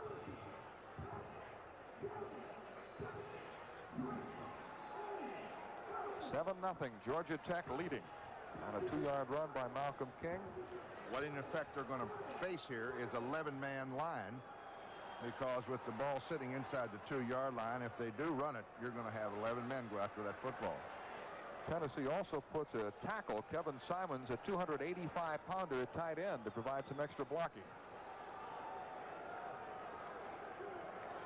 So it'll be 4th down and goal to go just inside the 2. The Volunteers have missed 2 field goals in this first half. Now the Georgia Tech defense is trying to get their fans to holler, but right down behind them are Tennessee fans in orange. So Pete Panuska is now checked into the backfield. They go from the power I. He's changing the play, maybe, huh? Turning around. The handoff to Wilson over the top for a touchdown. Oh, he wanted it. All right, just straight, hard-nosed football, boy. Major said we're going to jam it in there or we're not going to get any points. First touchdown of the year for Charles Wilson. Right off the right side, and good shot here. Look at Mr. Wilson, boy. He's up in the air about 4.5 yards, 5 yards. It's another look. Here he goes. He got in easily. Carlos Revez has missed a couple of conversion kicks this year. He was 11 for 13 coming into the game. Last year he made all 30 that he attempted, but he's had a tough year. Not a good snap, a late placement, but he gets the kick up and good. Good hold by Randy Sanders. Did a good job. Well, the Volunteers have tied it up with 21 seconds left in the first half. I tell you, that's a point that sometimes is wasted. Mel, you know, that holder is so important, not only in getting some bad snaps and picking them off the ground sometimes, but where he places the laces. I kicked a long time and had one of the great holders I thought in professional football, in Bart Starr. He would always move that lace on that football around so I wouldn't have to kick into it. It's the worst psychological thing in the world for a kicker to have a 40-yard field goal and all of a sudden to look up and those laces be facing you right in your face. You just know you're going to blow it. A reminder at halftime, we'll go down the street to Bob Neal in our studios. He'll have scores and highlights from other games today, plus this week's greatest game, the Georgia-Florida battle from 1980. And we'll also take a look at the campuses of Tennessee and Georgia Tech. Gary Lee will drop back along with Corey Collier for Georgia Tech. We're tied 7-7 in what was expected to be a high-scoring offensive battle. Revez to kick off. Kicking off for Tennessee, number 92. 21 seconds left in the half. Line drive kick. Fielded, nope, right through the legs of Corey Collier into the end zone, where it's down by Gary Lee. So it's a touchback, and Georgia Tech will have the ball with 17 seconds left. Try to keep the ball away from Gary Lee, who is capable of breaking a long one, and Johnny Majors doesn't want a big play with just seconds left in this half. Bill Curry, who played on 4 NFL championship teams, 2 with the Packers and 2 with the Baltimore Colts. That is impressive. He's got a few rings, doesn't he? Played under some great coaches, Don Shula in Baltimore, Vince Lombardi, of course, in Green Bay, Bobby Dodd here at Tennessee. And he's a well-respected coach in his own right. The players just respect Bill. He's done a wonderful job here. Rick Strom content to just run out the clock. So that will be the final play of the first half. A lot of movement up and down the field by both teams, but very little scoring. And the score at halftime is Georgia Tech 7, Tennessee 7. We'll be right back.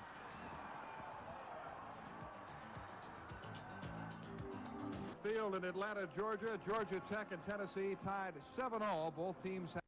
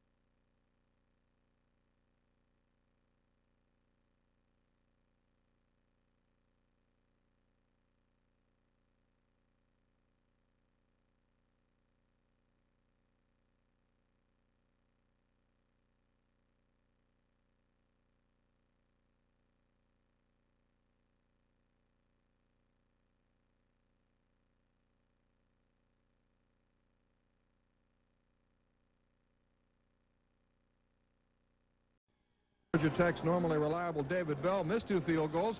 Carlos Rivez of Tennessee missed 1, and they also had a bad snap on another occasion. You know, we said early in this football game that we thought both these teams would be able to move the football, and I think they ran the football pretty good. Georgia Tech, I think that touchdown right at the end really is going to give Tennessee a lift here in the second half. And, you know, they were a touchdown underdog coming into this football game, and I think momentum should go to Tennessee here in the third quarter. You know, they scored right before the halftime. That usually picks up a team. All right, let's take a look at some first-half highlights. This is the first touchdown with 2:02 to go in the first quarter, Mel. We're going to see Malcolm King. He goes over from 2 yards out. And that's going to give Georgia Tech a 7-0 lead. And Georgia Tech's defense kept Georgia Tech out of the end zone until the very last seconds of the first half. We see Charles Wilson going up and over out of the power I. They scored a clinching touchdown. In fact, they had to do it twice to put that 7 points up on the board. And that's how we stand here at halftime, 7-7. All right, Paul, and this is Super Football Saturday night on TNT.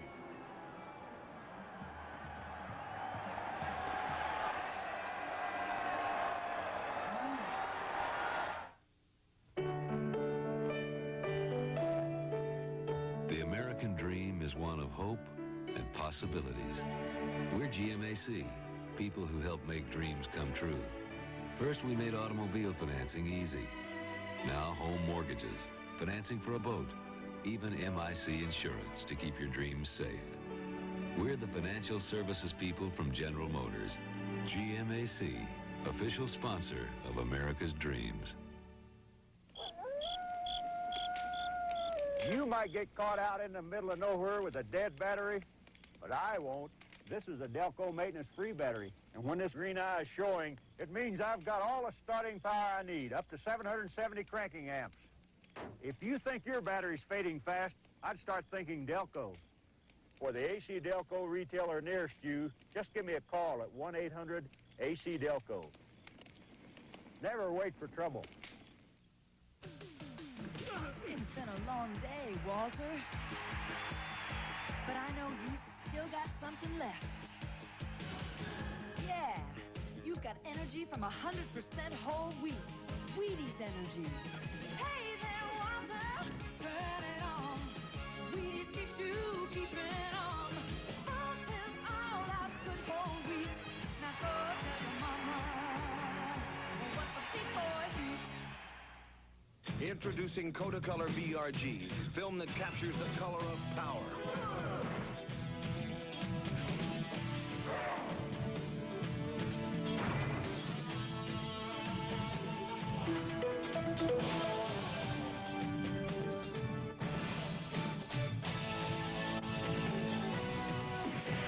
The most accurate, realistic color in print film is here. New Kodacolor VRG.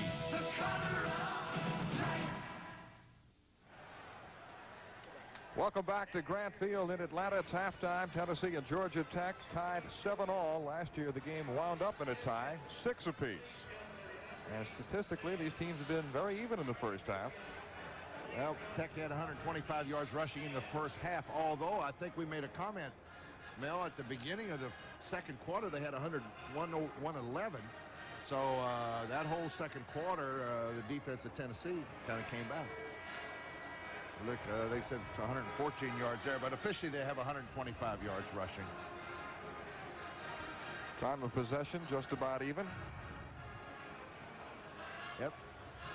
Did Tennessee make some adjustments defensively? Georgia Tech moved so easily on the ground in the first quarter, but had some difficulty in the second period. I don't think there was so much adjustments made because they're still in the same defense. They play 3 down linemen, then they bring up what we call a kind of a linebacker end, and they play a 5-man defensive front with 2 inside linebackers. They stayed in the same defense, Mel, but all I think happened is they started playing a little bit more alertly and started tackling better.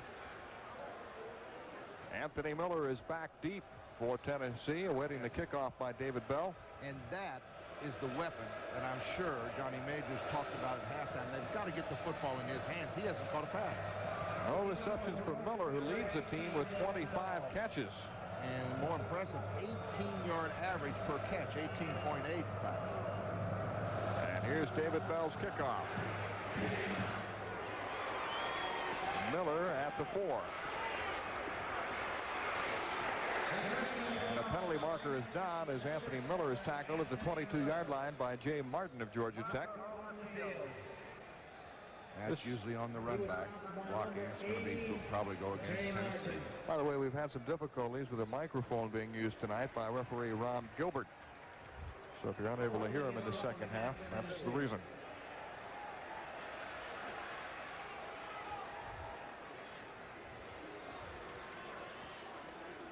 Jeff Francis coming into the huddle. Penalty walked off against Tennessee. Let's see if Mr. Gilbert's mic is working. Nope. Holding penalty against Tennessee on the kickoff return, so the Volunteers will begin this drive at their 12-yard line. Keith Davis and Charles Wilson are the running backs. Wilson the most effective rusher for Tennessee in the first half. You see quarterback Francis motioning the backup. And it's Wilson who scored a touchdown in the first half. Tackle made by Travis Moody, number 75, a 260-pound freshman, and Mark White, number 35. Good second effort run there. He stopped about it. Yard and a half game, then he kept those legs churning, got 6. How about this? Boston and the Mets, 1-0. Red Sox leading 3-2, and with Roger Clemens, their ace, pitching tonight. How many times have you seen pitch during the year, Mel? 3 times. He can hum it, can he? Oof. Also has an excellent curveball, but very good control. Andre Thomas made the tackle for Georgia Tech. It'll be 3rd down and 3 now for Tennessee at the ball at the 21-yard line. Bill Curry, who was an assistant with the Green Bay Packers before returning to his alma mater as head coach. Well, Wilson's been the man. He's picked up about 50 yards rushing tonight, 13 carries. This time it's Keith Davis picking up the first down. They kept it right on the ground. Eric Thomas made the tackle. Good first down for the Volunteers. He was stopped by number 49, Eric Thomas. There you see the blitz on the linebacker. Here comes the safety up on a blitz to help out. Almost got in on the tackle. Good hard running by Keith Davis. Picks it up, the sophomore. Pete Panuska, number 36, checks into the Volunteer backfield along with Charles Wilson. Joey Clinkscales is wide to the right. Jeff Francis to throw. He was 4 for 8 in the first half. Fires and almost had it picked off. He threw it right at a Georgia Tech defender, Paul Jurgensen. Hit him right in the chest. Just surprised him. Too quick. Eric Thomas was really applying the pressure to Jeff Francis. Got a man open back over the middle, but he just didn't look back. Watch this, number 88, 89 there is wide open. See, but he just can't get the ball back. And then he surprises Mr. Jurgensen. That's Paul Jurgensen, number 86, who deflected it from Savannah, Georgia. Thomas Woods out wide to the left along with Terrence Cleveland. The handoff to Keith Davis, ripping up the middle across the 40, 45, spinning and twisting, and finally brought down to 48. Beautiful 20-yard run. I'll tell you, good blocking at the point of attack. We've seen both teams block well. A lot of yardage tonight by both teams right up the middle, out of the deep back, out of the eye. This is Keith Davis, 22 yards actually on this run. Look at that blocking up front. Davis with 6 carries for 48 yards. First down at the 49-yard line of Tennessee, and the Olympic sprinter Sam Grady, number 83, is in for the Volunteers. He is put out wide to the right. He won a silver medal in the 100 meters in the 84 Olympics. The handoff is to Charles Wilson. This team really has great speed with Miller and Grady, Terrence Cleveland, and Woods. Several of them are members of the track team. There he is. There's Grady, who finished second to Carl Lewis in the 100 meters in the 84 Olympics and was a member of the gold medal winning 400-meter relay. So we don't have to tell you this kid can fly, right? Second down 7. Anthony Miller has replaced Grady. Joey Clinkscales in motion. Play action fake. Francis to Miller. Trying to get outside to use that speed. He's knocked out of bounds by Reginald Rutland. Well, what a great block by Terrence Cleveland out there on that little screen to the split end. First reception for Miller today. Let's see if we can pick up. This is the first catch for watch number 4, Terrence Cleveland on the block out here.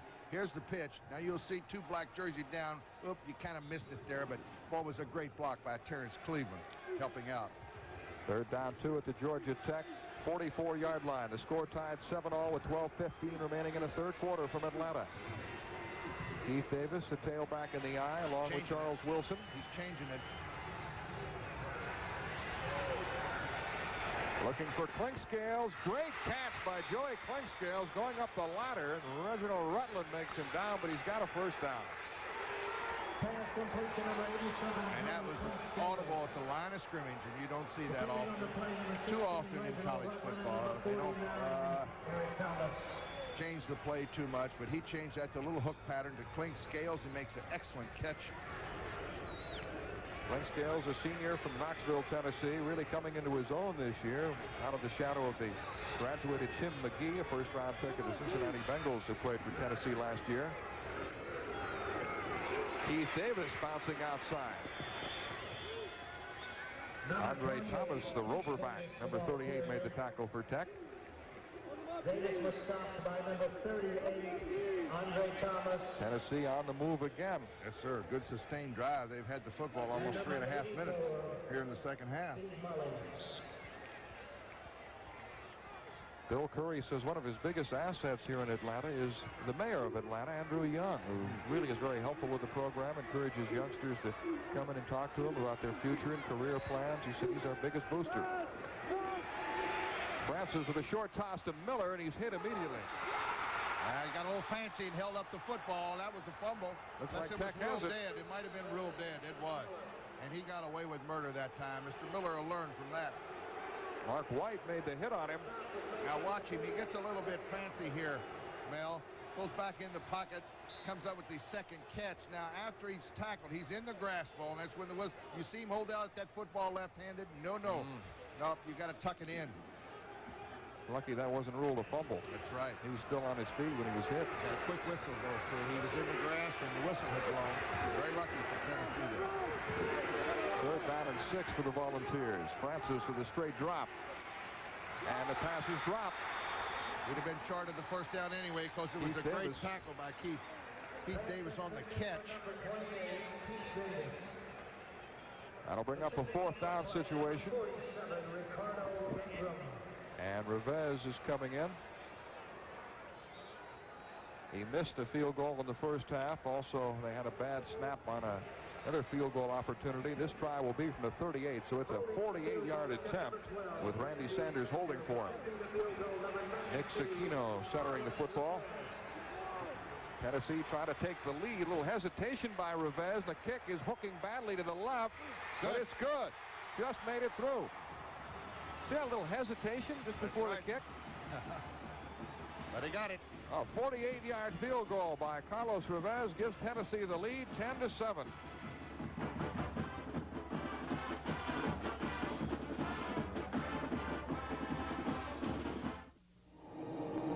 They wait, they stalk, and they shake the desert sands, all teamed together to do one thing: win.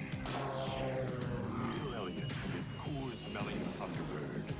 Tom the Mongoose McEwen and his Coors Funny Car. And Ivan the Iron Man Stewart's Coors Off-Road Champion. When the smoke clears, Coors is the one. Hey, that was a great answer. Where'd you learn about computers? In the Army. You were in the Army? Yeah. And now they're helping pay your way through college. How come you know so much? How do you think I got here?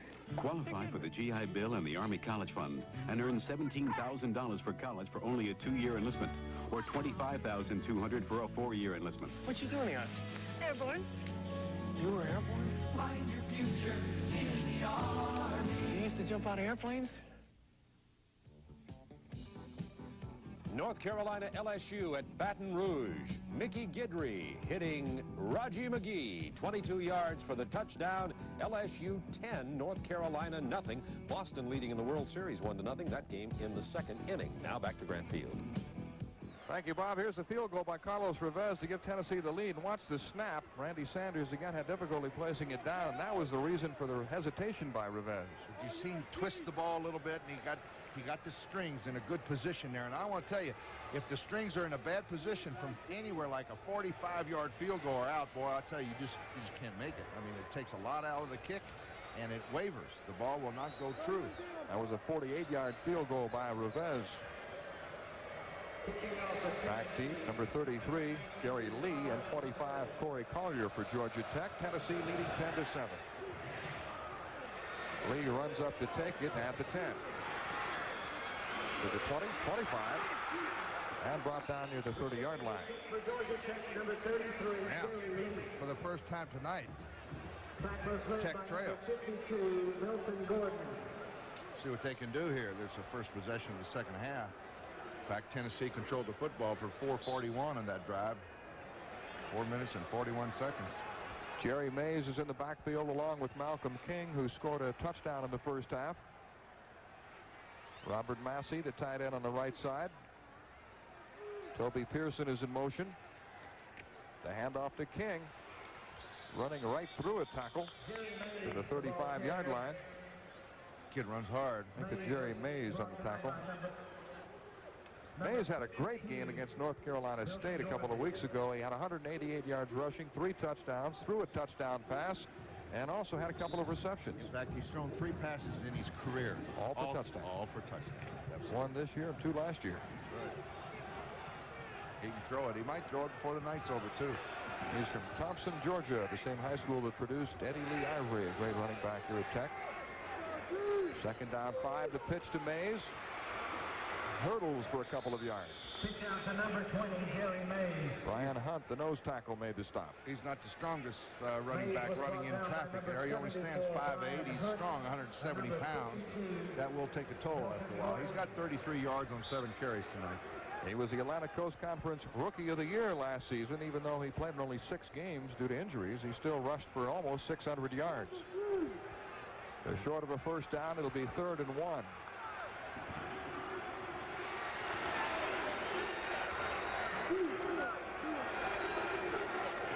Handoff is to the fullback, King. Got it. Terry Brown coming up in the right quarterback spot to make the tackle on Malcolm King. Southern Mississippi leading Tulane 14-7 the second quarter. Arkansas and Houston tied 6-all. And the Red Sox have added a run, now lead the Mets 2-0, trying to end the World Series tonight in New York. First down for Georgia Tech at the Yellow Jacket 40. Pearson, the motion man. Rick Strom to throw. Over the middle, he had a man open and overthrew Tim Mannion. That pass was intended for number 40, Tim He had him Mannion. right there. That pass has got to be a touch pass, though. Now let's pause 5 seconds to allow our local stations to identify themselves.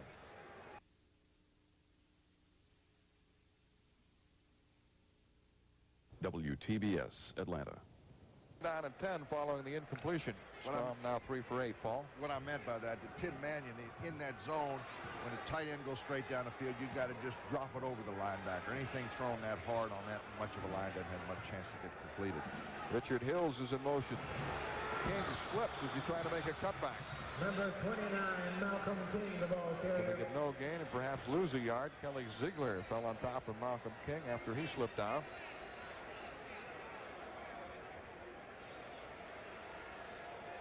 Tennessee leading 10-7. A field goal by Carlos Revez has given the Volunteers the lead as they try to snap a 2-game losing streak. Gary Lee splits out wide to the right.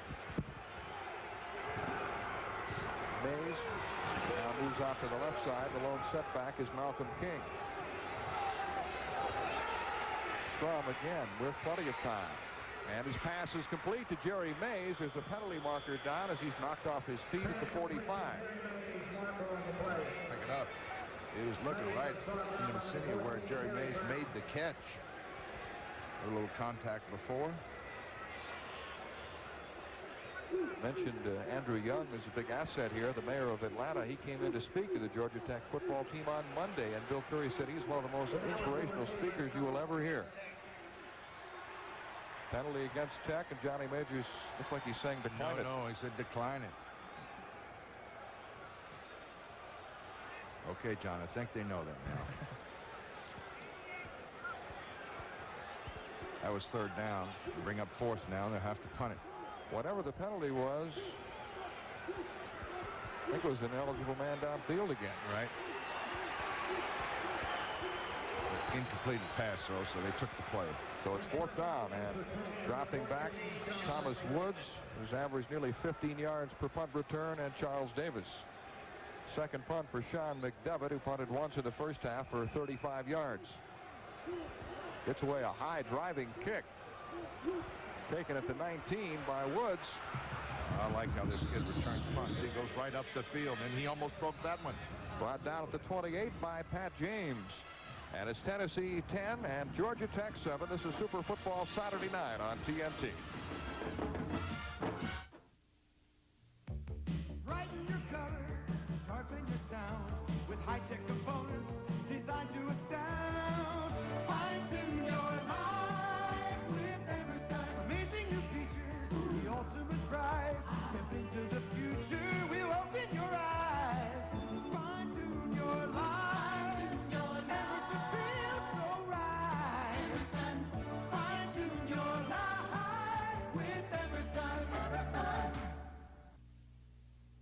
Every day, more and more of America's most demanding companies are choosing Konicka's Royal Copiers. Companies like Anheuser-Busch, General Electric, and Uniroyal, because Royal Copiers are built tough to deliver day in, day out reliability. And they're backed by strong nationwide service and one of the most flexible pricing policies in the business. You're tough, we're tough. We have to be. Our pride demands it. Royal Copiers. Florida State tuning up for their showdown with #1 ranked Miami on Louisville tonight, 44-18. Danny McManus, 3 TD passes, 1 TD run. Auburn leading Mississippi State 21-0. Reggie Ware 1 TD. Brent Fullwood 2. Back to Grant Field. All right, thank you, Bob. Tennessee leading 10-7. The Volunteers have the football. First down and 10 at their 29-yard line. Thomas Woods and Terrence Cleveland split out wide to the right. Joey Clinkscales is wide to the left. And the pitch is to Keith Davis. Davis running hard out to the 34-yard line where Jerry Martin, a freshman linebacker, makes a stop. I tell you, Keith Davis has had some running room here the last 2 quarters of football. He's turned it on. Let's catch Mr. Davis's stats here. He's over 50 yards, I'm sure. Greg Amsler, number 47, was in for that play. He comes out. Charles Wilson is back in. Mr. Davis, 9 carries, 57 yards. Now it's Davis and Wilson. And off to Wilson, a gaping hole, and he roars through it for a first down. Eric Thomas, number 49, made the tackle, and Bill Curry says he's been the biggest surprise this year. A freshman who began the year as a tailback, moved to fullback. He plays wherever the coaches ask him to play. They had a shortage of linebackers, put him at linebacker. He's played the last 3 games here, and he's been outstanding. Mark White is the injured player. Mark White was on the blitz on the left side, and that's opened up a hole there. He almost broke it for a big play. Mark White got injured on the play. There's the defensive coordinator, Don Lindsay, for Georgia Tech. He's actually the man who came up with the idea of the Black Watch on defense, presented it to Bill Curry, and as I said, Curry had gone to Scotland, was impressed by the Black Watch guards at Edinburgh Castle, and so they decided to name those members of that elite group Black Watch. They began the year with 5 of them last year. They added 2, but most of them graduated. Beginning this season, they had only Ricardo Ingram and Doug Sendobre, who is injured, and they've added only 1 player this year to the Black Watch, Kyle Ambrose. Doesn't look good. That knee's a little shaky. So White comes off the field. Pete Panuska is in at fullback now for Tennessee. First and 10 at the 42.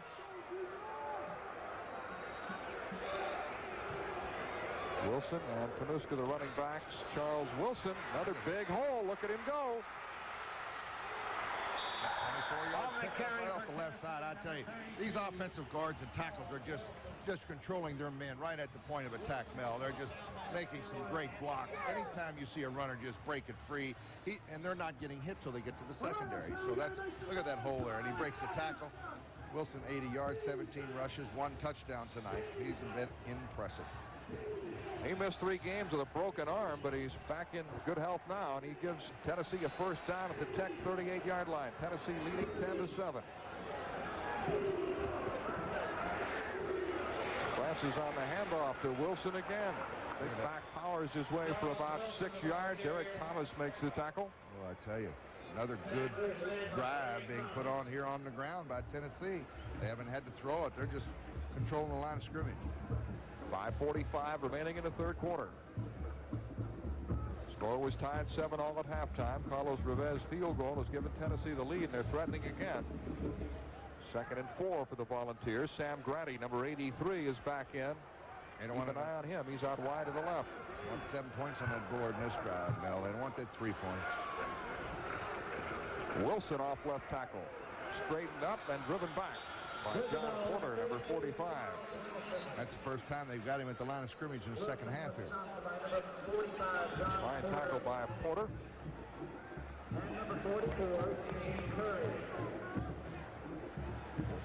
Charles Wilson from Pritchard, Alabama. There's Mr. Majors as he was when he was the All-American tailback. Great football player, I'll tell you. Third down and 1 for the Volunteers. Again, go to that power I formation. Wilson looked like he had ideas of leaping over the top and then tried to bounce to the outside. Was met by Paul Jurgensen. He should have tried it. I think he may be short here. You see him set himself as if to go up in the air and then decided otherwise. Low angle replay coming up right down the line of scrimmage. You see they need about 2 yards. Let's see, did he get it? You be the judge. We really can't tell from this angle, but I don't think he got it. He got a pretty good mark, I'll tell you that. Paul Jurgensen drove him back, so they're short of the first down. It's 4th down and less than a yard. There we go. The Volunteers try to keep this drive alive. Now, the last time they were in this power out, they should go over the left tackle. They weren't on the goal line. There it goes. Heath Davis over the top, but a penalty marker is down. They're just leaning that way, and Number 28. they're telling you they're coming there, but there's another thing to stop it now. Reggie Rutland made the tackle. It's offsides against Georgia Tech. Offsides is called against Tech. So first down for the Volunteers. You see Tennessee, if they can get by tonight, they should probably beat Memphis State. Then they play at Mississippi, and Kentucky, and Vanderbilt. Well, possibly they could win their last 5. They could run the record to 8-4, and that would be good enough for a bowl game. Greg Amsler is in at fullback. Johnny Majors wanted to redshirt him, but they're so short of healthy running backs that they decided to play him this week. He's a freshman from Chatham, New Jersey. Jeff Francis' throw is complete. Terrence Cleveland on the receiving end of the 16-yard line. I tell you, they've gotten a lot of extra yards, these receivers and backs tonight on the second effort, and just falling forward. Cleveland's not a very big guy, 5'9", 154-pounder from Sweetwater, Tennessee. It'll be 2nd down and 3 for the Volunteers. Jeff Francis has completed 8 of 14 passes tonight for 74 yards.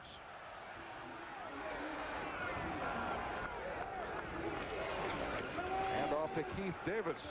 Another penalty flag down as the tackle is made by Andre Thomas. They're going to get a holding call. Just over 3 minutes remaining in the third quarter. Bill Curry says we are a young football team, but it's time to stop using youth as an excuse. Time to play football. Going to make them better in the future. They can get through this year with 4 or 5 more wins on the year. Be a successful year. Holding is the call against Tennessee. Bill Curry said he was influenced by a number of coaches, but he said he really got his start from his father, who he said is going to turn 69 years of age, and he's still tough as nails. He's the man who got him started in sports. Gives a lot of credit to his high school coach as well. In addition to Don Shula and Vince Lombardi, got a timeout.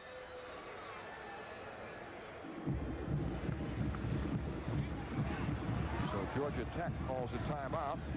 Jeff Francis over to confer on the sidelines, and we'll be right back. Historical Society are proud to present Visions and Ventures, an extensive exhibit. Big parade this year. It's the economy.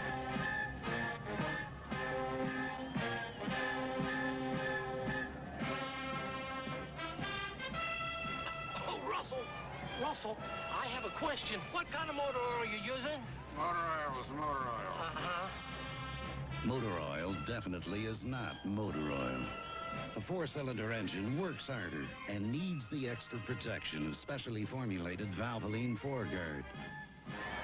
Oh, Russell. Not much of a parade this year. It's the economy. Get Valvoline 4Guard. Russell. If you're 18 years or older, register and exercise your right to vote. It's important. Hey, 18 or older, be a voter. Who wrote that? Vote America. America's future depends on America's voters. Tonight's game is being brought to you by Valvoline, where motor oil is not just motor oil. Mel Proctor with Paul Hornung back in Atlanta as we near the end of the third quarter. 3 minutes left. Tennessee leading Georgia Tech 10-7. The Volunteers on the move again, but set back somewhat by a penalty. Now facing a second down and 13 situation at the 26-yard line. Anthony Miller is wide to the left along with Terrence Cleveland, Keith Davis, and Greg Amsler, the running backs. Handoff is to Davis, following Amsler into the line. I tell you, surest way to beat a team is keep the football away from somebody, Mel. And look at this third quarter stat here. Tennessee's had the football for 9 minutes and 24 seconds, and Tech has had it for 2 minutes and 50 seconds. When you keep it away from that offense, folks, and you're in business. Charles Wilson and Pete Fanuska back in backfield for Tennessee. Third down and 12. 3 wide receivers. Playscale split right. Cleveland and Miller wide to the left. And looked like the Georgia Tech man was across early. Willie Burks jumped the gun. Number 79, the right tackle.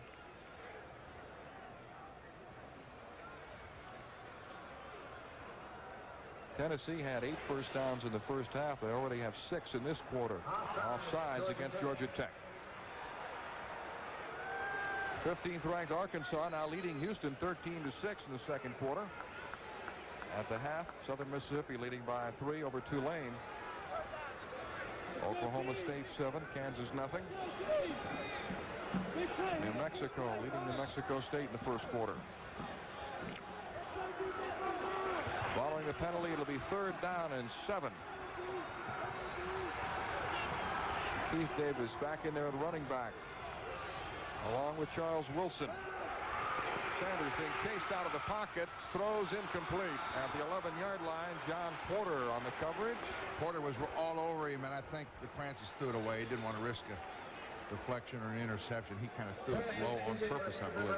And here comes Carlos Revez, whose field goal earlier in this half gave Tennessee the lead. He's the all-time kick scorer at Tennessee, breaking his older brother Fuad's record, but he said that is not his biggest thrill. His biggest thrill was being named a U.S. citizen last fall. Attempting the field goal for Tennessee, number 92, Carlos Revez. 37-yard attempt with Sanders to hold. Another bad snap. Yep, that's 3 of them tonight. Plenty of distance on this one, and the kick is good. Well, I tell you, Sanders did an excellent job of holding. He picked that off the ground and put it down perfect, too. Well, Carlos Revez connects on his second field goal of the third quarter to give Tennessee a 13-7 lead. This is Super Football Saturday night on TNT.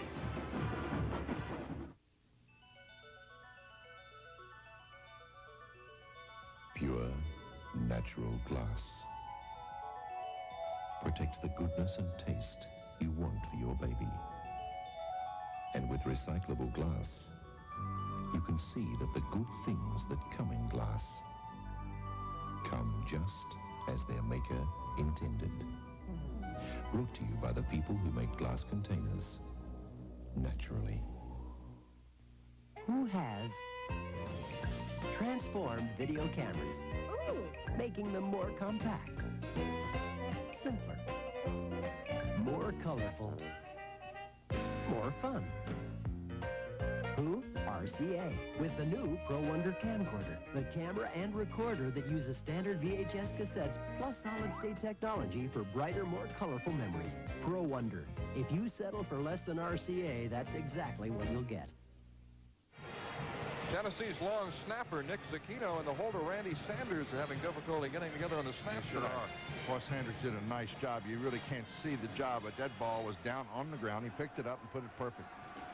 Darrell Gast warming up, so it looks like we may have a new quarterback for Georgia Tech. He played quite a bit in last week's game against Auburn after Rick Strom re-injured his ankle. Rivez field goal capping a 10-play, 51-yard drive. Tennessee leading 13-7. Low driving kick taken by Gary Lee. To the 20, 25, all the way out to the 31-yard line. Good run back. He almost hit that crease, too. It would have been a lot more yards than that. Keith DeLong made the tackle for Tennessee, and if that name is familiar, it's because his father, Steve DeLong, was an All-American at Tennessee back in the 60s. He won the Outland Trophy in 1964. He was a great middle guard for the Volunteers. Great middle guard. You saw Gary Lee slam the football on the ground. He knew he was only inches away from a good run back there. Rick Strom is still in there at quarterback. 4 out of 9 for 51 yards on the night. He's got to do a little bit more of that. Toby Pearson in motion. The handoff is to Malcolm King. Malcolm King, the ball carrier.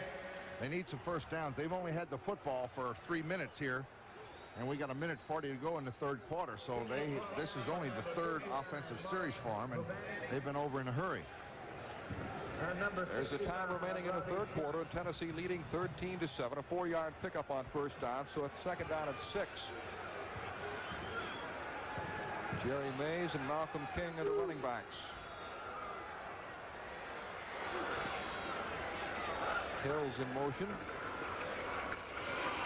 And a handoff to Mays, breaking tackles. He's got a first down all the way out to the 46-yard line.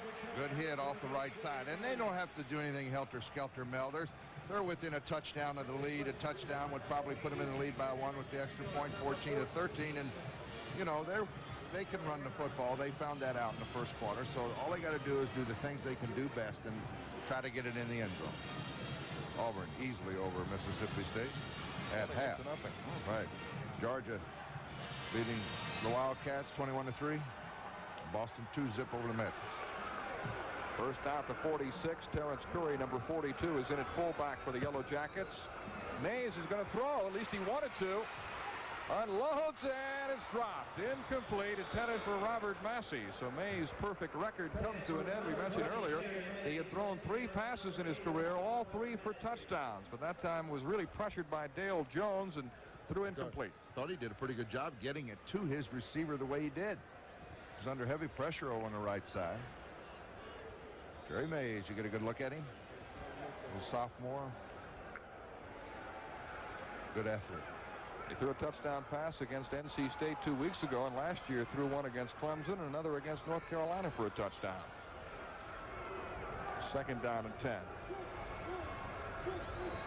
Strom rolling left. Guns it over the middle, and it's complete to Robert Massey. He's got a first down at the 35-yard line as Charles Davis was the first man to get to him. Big first down here. He picks up about 18, 19 yards on this little pitch to the tight end. Robert Massey had only caught 6 passes coming in tonight. Here's a little roll out left off the counter. Right on the numbers there, you see big Mr. Massey, 6'5". Make a good catch. He picked up 19. Big first down for the Yellow Jackets. Richard Hills and Scotty Barron, a couple of speed merchants, check in for Georgia Tech at the wideouts. Now they go back to running. Hills, the motion man. Handoff to Jerry Mays. Good cutback. 30, wow. 25, trying to get outside. And the 20, out of bounds inside the 15, chased out by Terry McDaniel. And see, Mays went right over the fence, and he may be hurt. Wow, and that fence is about 9 yards out, so he picks up 20 yards, and I tell you, he broke a couple of tackles. He went by him in a hurry. Here he comes back. It's all right. Take another look at this. Watch this run off the right side. Now watch this move right there. Well, Big move by Jerry Mays, and he gets pushed out of bounds by Terry Daniel over on the right side. Watch him go over this thing now. Watch. Up.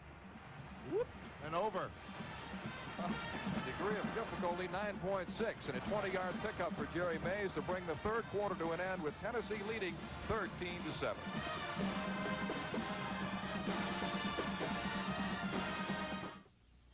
Euromania has swept our country. Fashion, furniture, cars, everything. But last year, when the editors of a leading consumer publication chose their 10 best cars, a good old reliable Buick Electra T-Type made the list. Imagine, out of nearly 300 cars from all over the world, the car the editors put among the very best was Buick Electra T-Type. American know-how. It's alive and well at Buick, where better really matters. Welcome to the Silver Bullet, home of a cold Coors Light. Jimbo, yo, where's Nadine tonight? They're probably sitting by the phone waiting for yours truly. Give me a Coors Light, will you, sweet thing? You guys have a little love spat? Nah, man's gotta have some space. Gotta show these women who's boss. Gotta zig when they zag. Hey, I know it's brutal, but a man's got it too. But Nadine. Yo. Oh, she looks miserable. Yeah. No slowing down with the Silver Bullet tonight. This is Super Football Saturday Night on Turner Network Television. Call this number and take the first step in joining hundreds of others preparing for careers as primary health care providers in the science of chiropractic. Life Chiropractic College has gained an international reputation for excellence in its field, and most every qualified candidate is eligible for government-approved financial aid. Life College leads chiropractic in growth. Life graduates lead their profession in successful careers. Life Chiropractic College in the greater Atlanta area leads the nation with an exciting environment in which you can live, learn, work, and relax while becoming a primary care chiropractic health professional. Consider the benefits and you'll choose the road of success that begins at Life. A Doctor of Chiropractic degree from Life College means future success and fulfillment for you and your family. By calling this number, you'll receive information on pre-professional requirements leading to a doctorate degree in chiropractic. You're watching Superstation WTBS. Portions of tonight's game are being brought to you by Buick and your Buick dealer. For technical innovation, traditional comfort, and for a real commitment to quality, come to Buick, where better really matters. A 20-yard run by Jerry Mays has given Georgia Tech a first down at the Tennessee 15-yard line as we begin the fourth quarter. Richard Hill's in motion for the Yellow Jackets. The handoff to Malcolm King. Breaks the tackle. Down inside the 10-yard line. Just carrying about 4 tackles. Off comes his helmet, but what a run. I'll tell you, he wanted it.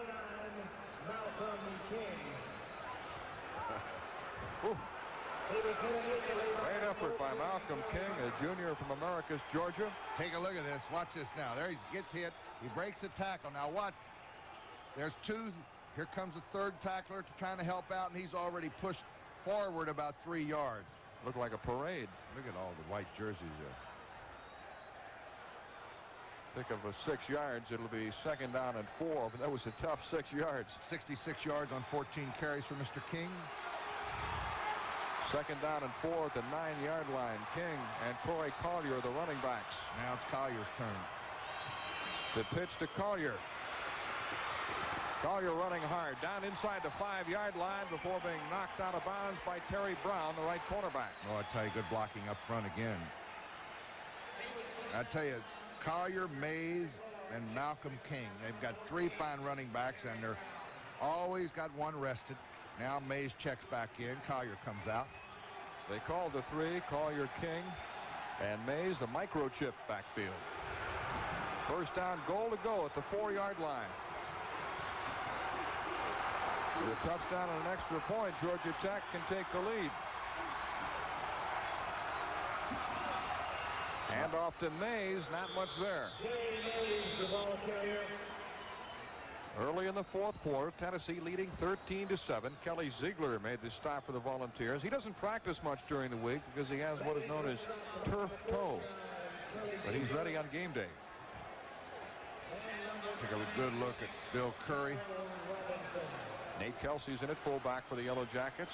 Johnny Majors on the other side. Second down, goal to go from the 3.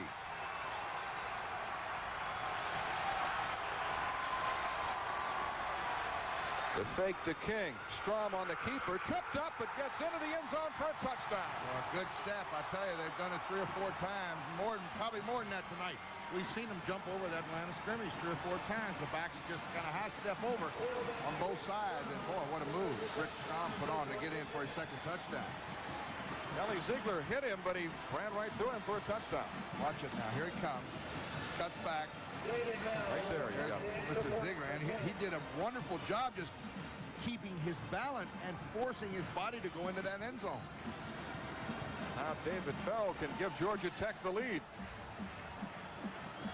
Darrell Gast will hold for him. We've got ourselves a good one. And Georgia Tech has taken the lead. So with 13-13 remaining in the fourth quarter, it's now the Yellow Jackets 14 and Tennessee 13.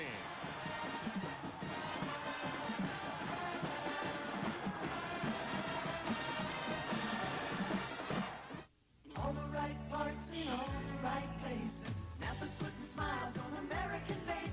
Turn to the Napa sign, where auto repair experts install parts for import and domestic vehicles. Parts backed by the Napa National Warranty Program, where brake shocks and mufflers are guaranteed for as long as you own your car, where car care pros do the job right. Look for the garage or service outlet with the Napa sign of quality.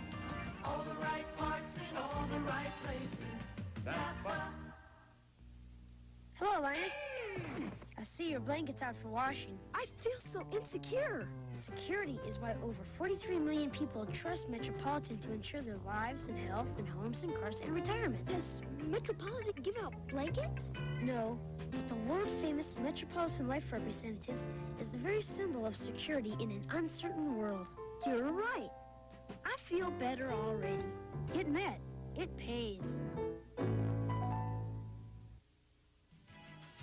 Florida State's added a field goal, now leads Louisville 47-18. Danny McManus has thrown for 3 TDs and run for another as Florida State tunes up for Miami, and Georgia in the third quarter leading Kentucky 21-3. Now back to Mel Proctor and Paul Horning. Thank you, Bob. We've got a good one going here at Grant Field with Georgia Tech leading 14-13. Plenty of time left. 13-13 remaining in the game. Anthony Miller is back deep for the Volunteers. This is the 42nd meeting in this great series, which dates back to 1902. Tennessee has won 23 times, Georgia Tech 16, and there have been 2 ties. One of those last year. David Bell to kick off. Great shot. There's the way Miller sees things. Here it comes. Anthony Miller at the 7. Breaks a tackle. Still fighting, and he's brought down to the 24-yard line. Good effort by the junior college transfer. Ricardo Ingram made the tackle. Georgia Tech taking the lead, capping a 9-play, 70-yard drive. Quarterback Rick Strom going over from 3 yards out.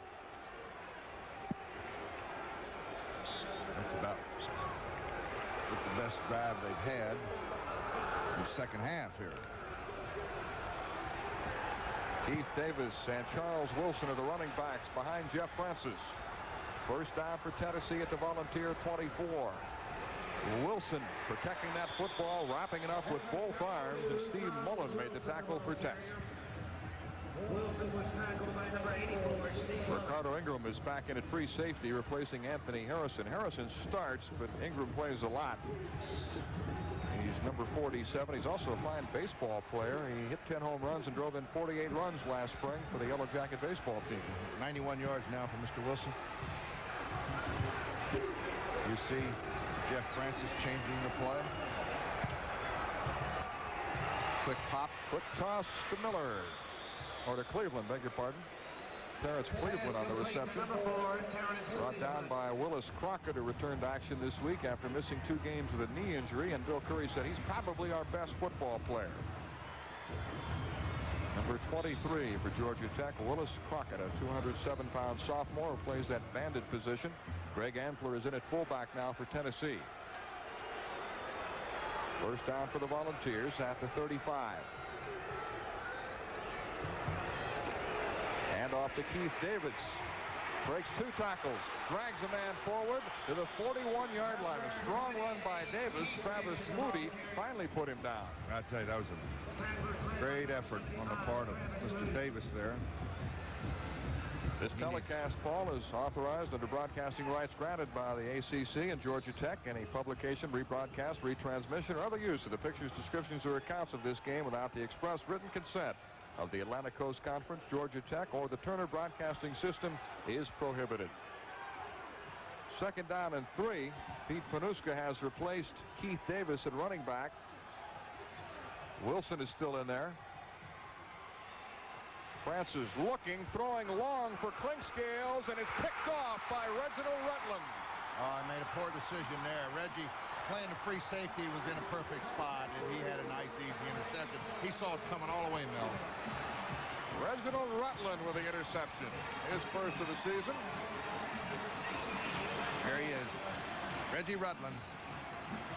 Joey Clinkscales right down. Now, the safety is coming into your picture. He's just back there waiting. Jeff Francis did not pick the right one. He almost had one in the first half, but he gets one in the second. Tech takes over at the 29-yard line, leading 14-13. The pitch to Jerry Mays. Now, trapped, trying to buy a little time, and wrestled down to 26 by Kelly Ziegler. And again, it almost looked like Mays wanted to throw that football. Mays was brought down by number Never quite sure what he's going to do when he gets it. Number 54, Dave Mays has Jones. carried 11 times for 63 yards. Georgia Tech lost Auburn last week 31-10. The week before, they pounded North Carolina State 59-21. They're 2-2 in ACC play and 2-3-1 overall. Loss of 3 yards with 2nd and 13. Rick Strom, quarterback draw. Look at this. Well, he can run. He's at the 36-yard line where Milton Gordon brings him down. Got a good man. He's big at 6'3" and about 205 and very fast. Quarterback draw. Rick Strom pushed off one defensive lineman there. Ran right through Anthony Howard, number 99, right. A 260-pounder. So it'll be 3rd down and 3. Toby Pearson, as you look at Bill Curry, Pearson is wide to the left. Malcolm King, Jerry Mays are running backs. Option. Strom on the keeper. Really hit hard by Terry Brown, but he's got a 1st down. That's a big 1st down. Boy, I tell you, 2nd 13, they come right back in 2 plays, run it, and get it back. Number 96, Tyrone Robinson. 9:39 remaining in the game. Starting to rain again as Johnny Majors puts his rain jacket back on. Posey Hedges. Posey Hedges, please report Brooke Benton once said, a rainy night in Georgia. That's it. 1st and 10. The ball at the 41-yard line of Georgia Tech. They lead 14-13. We got a break with the rain. It was really raining all day long and just stopped about an hour before game time. The pitch is to Jerry Mays. And Mays for about 4 yards. Keith DeLong made the tackle for Tennessee. Not a lot of penalties tonight. Isn't it nice to do a game where you don't see a lot of those yellow flags flying all over the place? There's a time Moves remaining. Right along. I tell you. Georgia Tech has 2 timeouts left. They used 1 earlier in the half, and Tennessee has 3 remaining. Jerry Mays with 12 carries for 69 yards. 2nd down and 4. Just under 6 yards a pop for Mr. Mays. That's about his average. Corey Collier has replaced him at running back.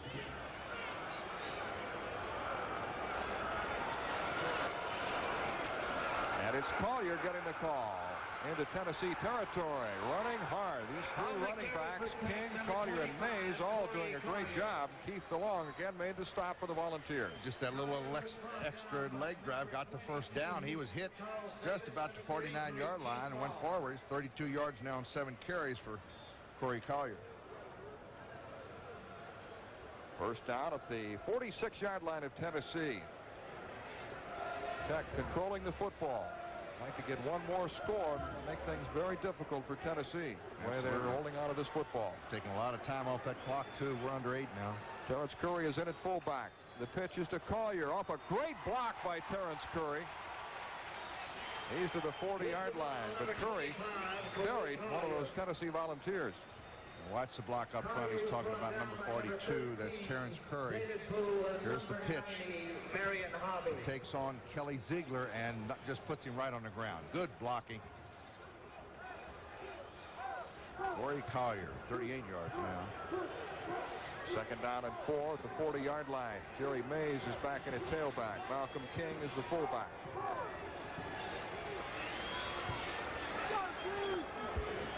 The handoff to the up man King, twisting and turning for a yard or two. Milton Gordon making the tackle for Tennessee. Yeah, what you're thinking if you're Georgia Tech's coach, and we got to look at him, every running play is taking off about 30 seconds off that clock, and if he can keep making 2 or 3 more first downs, put some points on the board, I mean, Tennessee's not going to have much time on that clock to work with. We're under 7 minutes to go. 6:52 and counting. So another first down here. You can almost take another 2 minutes off that clock. Third down and 3, a big down. Tight end Mannion in motion. It's Malcolm King straight ahead, close to a first down. I don't think he got it. Milton Gordon again on the tackle for Tennessee. They needed 3 yards for a first down. Big play coming up here. Let's see what Curry does. It's going to be 4th down. It'd be a 55-yard field goal. I don't think he'd try that. Now the decision is whether to punt it or go on 4th down. I think he's going to go. Going to take a timeout and talk it over. David Bell is connected on 1 of 3 field goals from 50 yards or beyond. So they have used another timeout, and they have only 1 left now. So with 6:13 remaining in the 4th quarter, Georgia Tech leads Tennessee 14-13. What's the first thing you think of when you hear the name Buick? Portholes? The doctor's car? Roadmaster? Well, whatever the name conveys, chances are it has to do with the quality side of life, which is the point. For over 80 years, the name Buick has stood for enduring values in this country, and that is still true. Yes, there may be sportier cars than Buick. There may be racier and certainly more expensive cars than Buick. But when it comes down to what really matters, on some cold, wet morning with a long drive ahead of you, when you settle behind the wheel of a Buick like this Park Avenue and touch the key to the ignition, that is when you come to know the reliability that goes into making a Buick a Buick. Consider it. Not because it's perfect, but because it's so good at the things that really count. Buick, where better really matters. With 6 minutes, 13 seconds remaining in the game, Georgia Tech facing a 4th down and 1 situation, trying to keep this drive alive. Watch those linebackers. They've got to key Malcolm King here. 2 tight ends for the Yellow Jackets. Quarterback sneak by Strom. Yeah, they got it. As I said, it's awful tough when you call a quarterback sneak at home when you need about a half a yard. It's very tough. Even if it looks close, it seems like you're going to get a little edge. Strom's running ability has been a big key tonight. Tennessee indicating that they held them, and it looks to be the case. Looks like the Volunteers have held. Wait a minute. I mean, that ball is past the yard marker. They're going to measure. Oh, absolutely. This is close. This is very, very close. There it is again. Now, he had to get to almost the 37-yard line. Milton Gordon is the man who passed it. Knocked heads with him. It's very close, this one is. No, we missed it. Ooh, they're short. But Tennessee will take over on downs. It's just a judgment call by the line judge over there to see where that forward motion stopped. Tennessee takes over. Georgia Tech leading by a point, 14-13. 6:10 remaining in the game. Well, would deja vu happen again? You mentioned it early. There it is, 6:50 this quarter. Revez, what, kicked a 51-yard field goal last year to tie? That's right, in the last 4 seconds. Well, he may have a shot here. They got 6:10 on the board. Tennessee goes to work at the 37-yard line. Jeff Francis with play action. On a rollout. He's open. Throws. He's got a man wide open. The pass is complete to Terrence Cleveland for a first down. He wanted to make sure of the catch. He had a wide open field in front of him. If he didn't fall down, that may have been 6, I'll tell you. He was wide open. He circled out. Now here's the kind of like a rollout right. He's wide open down the right sideline. He wanted to make sure of the catch, and he goes down. Was he open? That was big yardage in front of him. Terrence Cleveland, 38-yard progress at the 40-yard line. Pete Panuska is in at running back now for Tennessee. First down for the Volunteers. The handoff is to Wilson. Driven back by Willie Burks, a 260-pound freshman. Willie Bam Bam Burks. 5.5 remaining in the game. Remember, Georgia Tech used a timeout early in the half, so they have only 1 left. Tennessee has their full complement, though, 3. 10 out of 18 for 106 yards for Mr. Francis tonight. Greg Amsler and Keith Davis are now in the backfield for Tennessee. Amsler, the fullback. The pitch is to Davis. Davis is down at the 32-yard line by Ricardo Ingram, the free safety. Number 28, Keith Davis, the ball carrier. 5 minutes left. Davis was stopped by number 47, Ricardo Ingram. Big down, 3rd down coming up. 12 carries for 70 yards tonight for Wilson. It was on this day, Paul, in 1963 that Navy defeated Pitt 24-12. We'll see the Middies next week against Notre Dame in Baltimore. In your hometown of Baltimore. I want to be sure to get in there early. You can treat me and take me all over town to dinner. 3rd down and 2 for the Volunteers. Francis looking, throwing, it's complete to Joey Clinkscales for a first down inside the 20. Well, I'll tell you, that play's worked when they've needed it. They have saved that play when they needed yardage. They've gone to the little quick post pattern. Just a timing play, and Francis has got good execution on that play. He's caught by a pass for 64 yards, Mr. Clinkscales. Jim Miller is now in at running back for Tennessee. First down for the Volunteers at the 19. Georgia Tech leads 14-13. Thomas Woods and Terrence Cleveland are wide to the right. No turnovers down here. That's what Johnny Majors is thinking. Francis got a man wide open. Cleveland waving his arm saying, here I am. Make that Woods. Thomas Woods on the reception. Gerald Chamblin stopped him. Cleveland was brought down by number 8. That was Cleveland. Is that Cleveland or Woods? Woods. Pick up about 4 yards. Mr. Woods. Another of those speed merchants. He has 4.4 speed in the 40. So it'll be 2nd down and 6 at the 15. 3.5 remaining in the game. Georgia Tech leads by a point. Woods and Cleveland split to the left. Cleveland changing the play was wide to the right. The handoff is to Pete Panuska. On the carry for Tennessee. Rod Stevens makes the tackle. They're also taking a lot of precious time off that clock, too. And now, Majors is, you see him look up at that clock. I tell you, they just counted 30 seconds every play. He knows he's well within field goal range, and it's almost a chip shot from here. No major mistakes, that's what he's thinking. No major mistakes. Kevin Simons, a 285-pounder, checks in at left tackle. Again, they go to the power I formation. 3rd down and 1. Over the top is Wilson. Very close. I don't know if he got it. Ricardo Ingram hit him just as he went in the air. Field goal. Look, do you see that? Field goal, he says.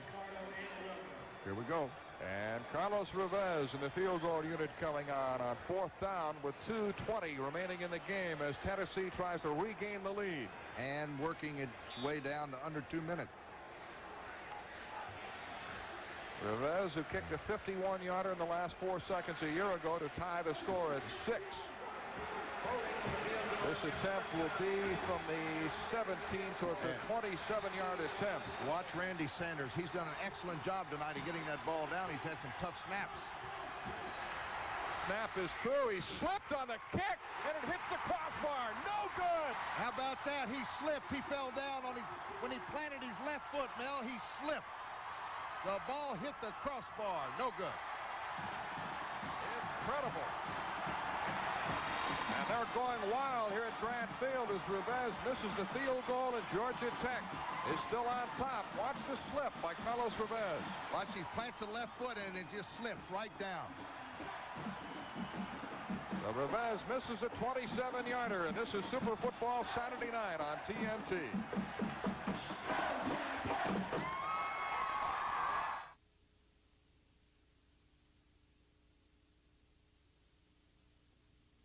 It takes a real professional to steal your business.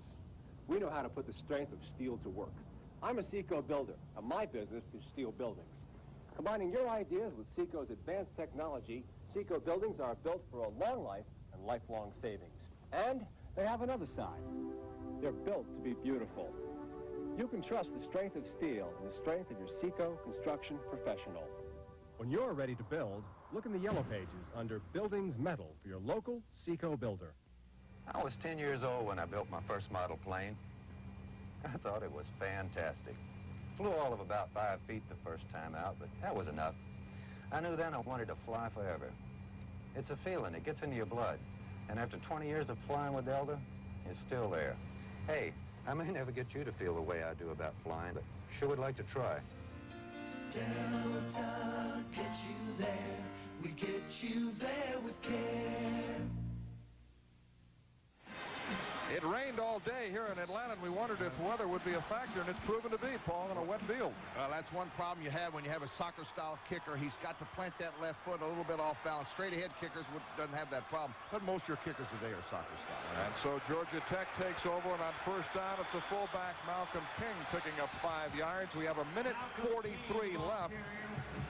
Tennessee has 3 timeouts left, and they'll burn one here. Georgia Tech has only 1 left. Tech leading 14-13. First down, and it's all over. The Tennessee people are saddened this weekend by the death of their veteran trainer, Mickey O'Brien. He's a Hall of Fame trainer who was at Tennessee from 1938 through 1972 when he retired, and he passed away Friday morning. The funeral is set for Monday in Knoxville. The Georgia Tech players are also wearing an emblem on the back of their helmets to mourn the loss of the school president, Joseph Pettit, who passed away recently. We talked about Andrew Young being a big influence on this program.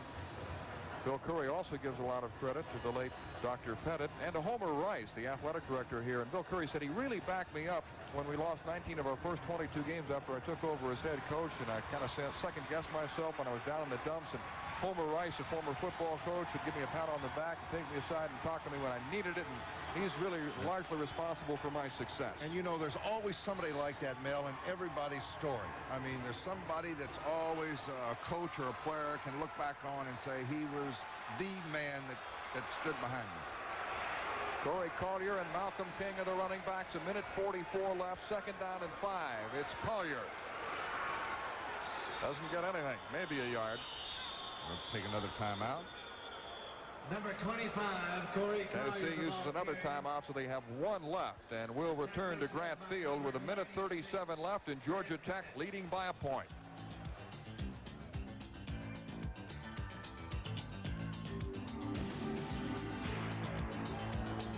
If you accept the basic premise, you are what you drive, there are, admittedly, a number of people who are not a Buick LeSabre. But for people who don't feel the need to leave a blinding impression, LeSabre offers something better, inner beauty. Buick LeSabre is robotically welded, hand-sanded, and clear-coated, built to last long after the new wears off. Buick LeSabre. If you go for substance, it's you. Buick, where better really matters. Thanks. You know, it kind of makes you wonder. I mean, why does Coors develop their own special boiler? Have their own fleet of refrigerated trucks?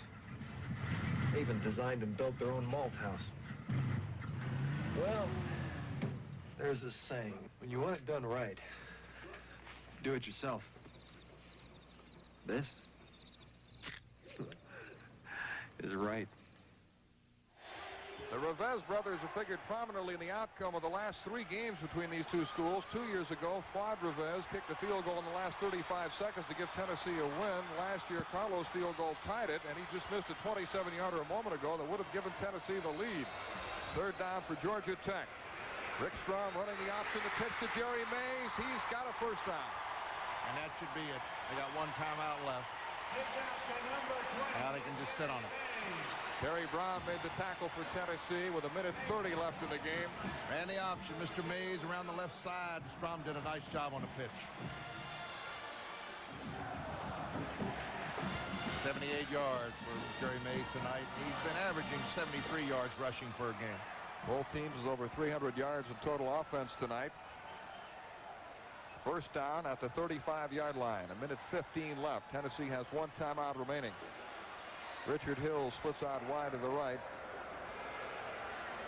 Very unlikely Georgia Tech would risk a pass.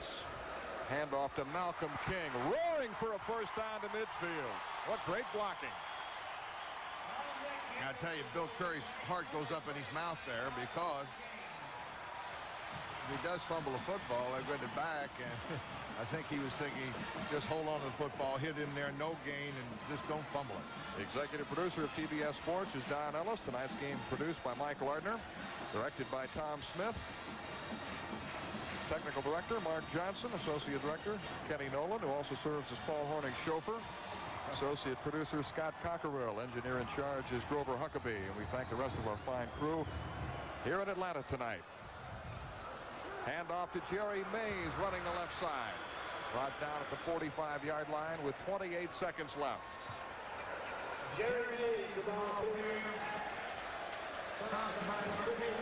Tennessee has 1 timeout left.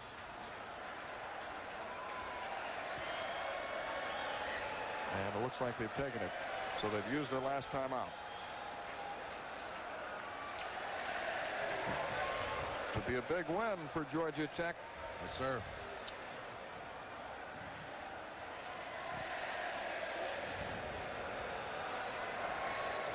Very strong running game. Georgia Tech led by Jerry Mays and Corey Collier. And the fullback Malcolm King. Strong play calling of Rick Strom, whose running was also a big factor. Absolutely. Made some key 3rd down and scored a touchdown, of course. And I tell you, this is going to move their record to 3-3-1. It'll even it up for the year. Georgia Tech, excellent chance to go on. And they got Duke next week, VMI, Wake Forest, and then, of course, the final game at Georgia. And this will be the final play of the game. Rick Strom drops to a knee. Score was tied 7-all at the half. Carlos Revez kicked 2 field goals for Tennessee to give them a 13-7 lead, but Rick Strom went over from 3 yards out, and David Bell's conversion made it 14-13. Then later, Carlos Revez slipped on a wet field and missed a 27-yard field goal that would have given Tennessee the lead.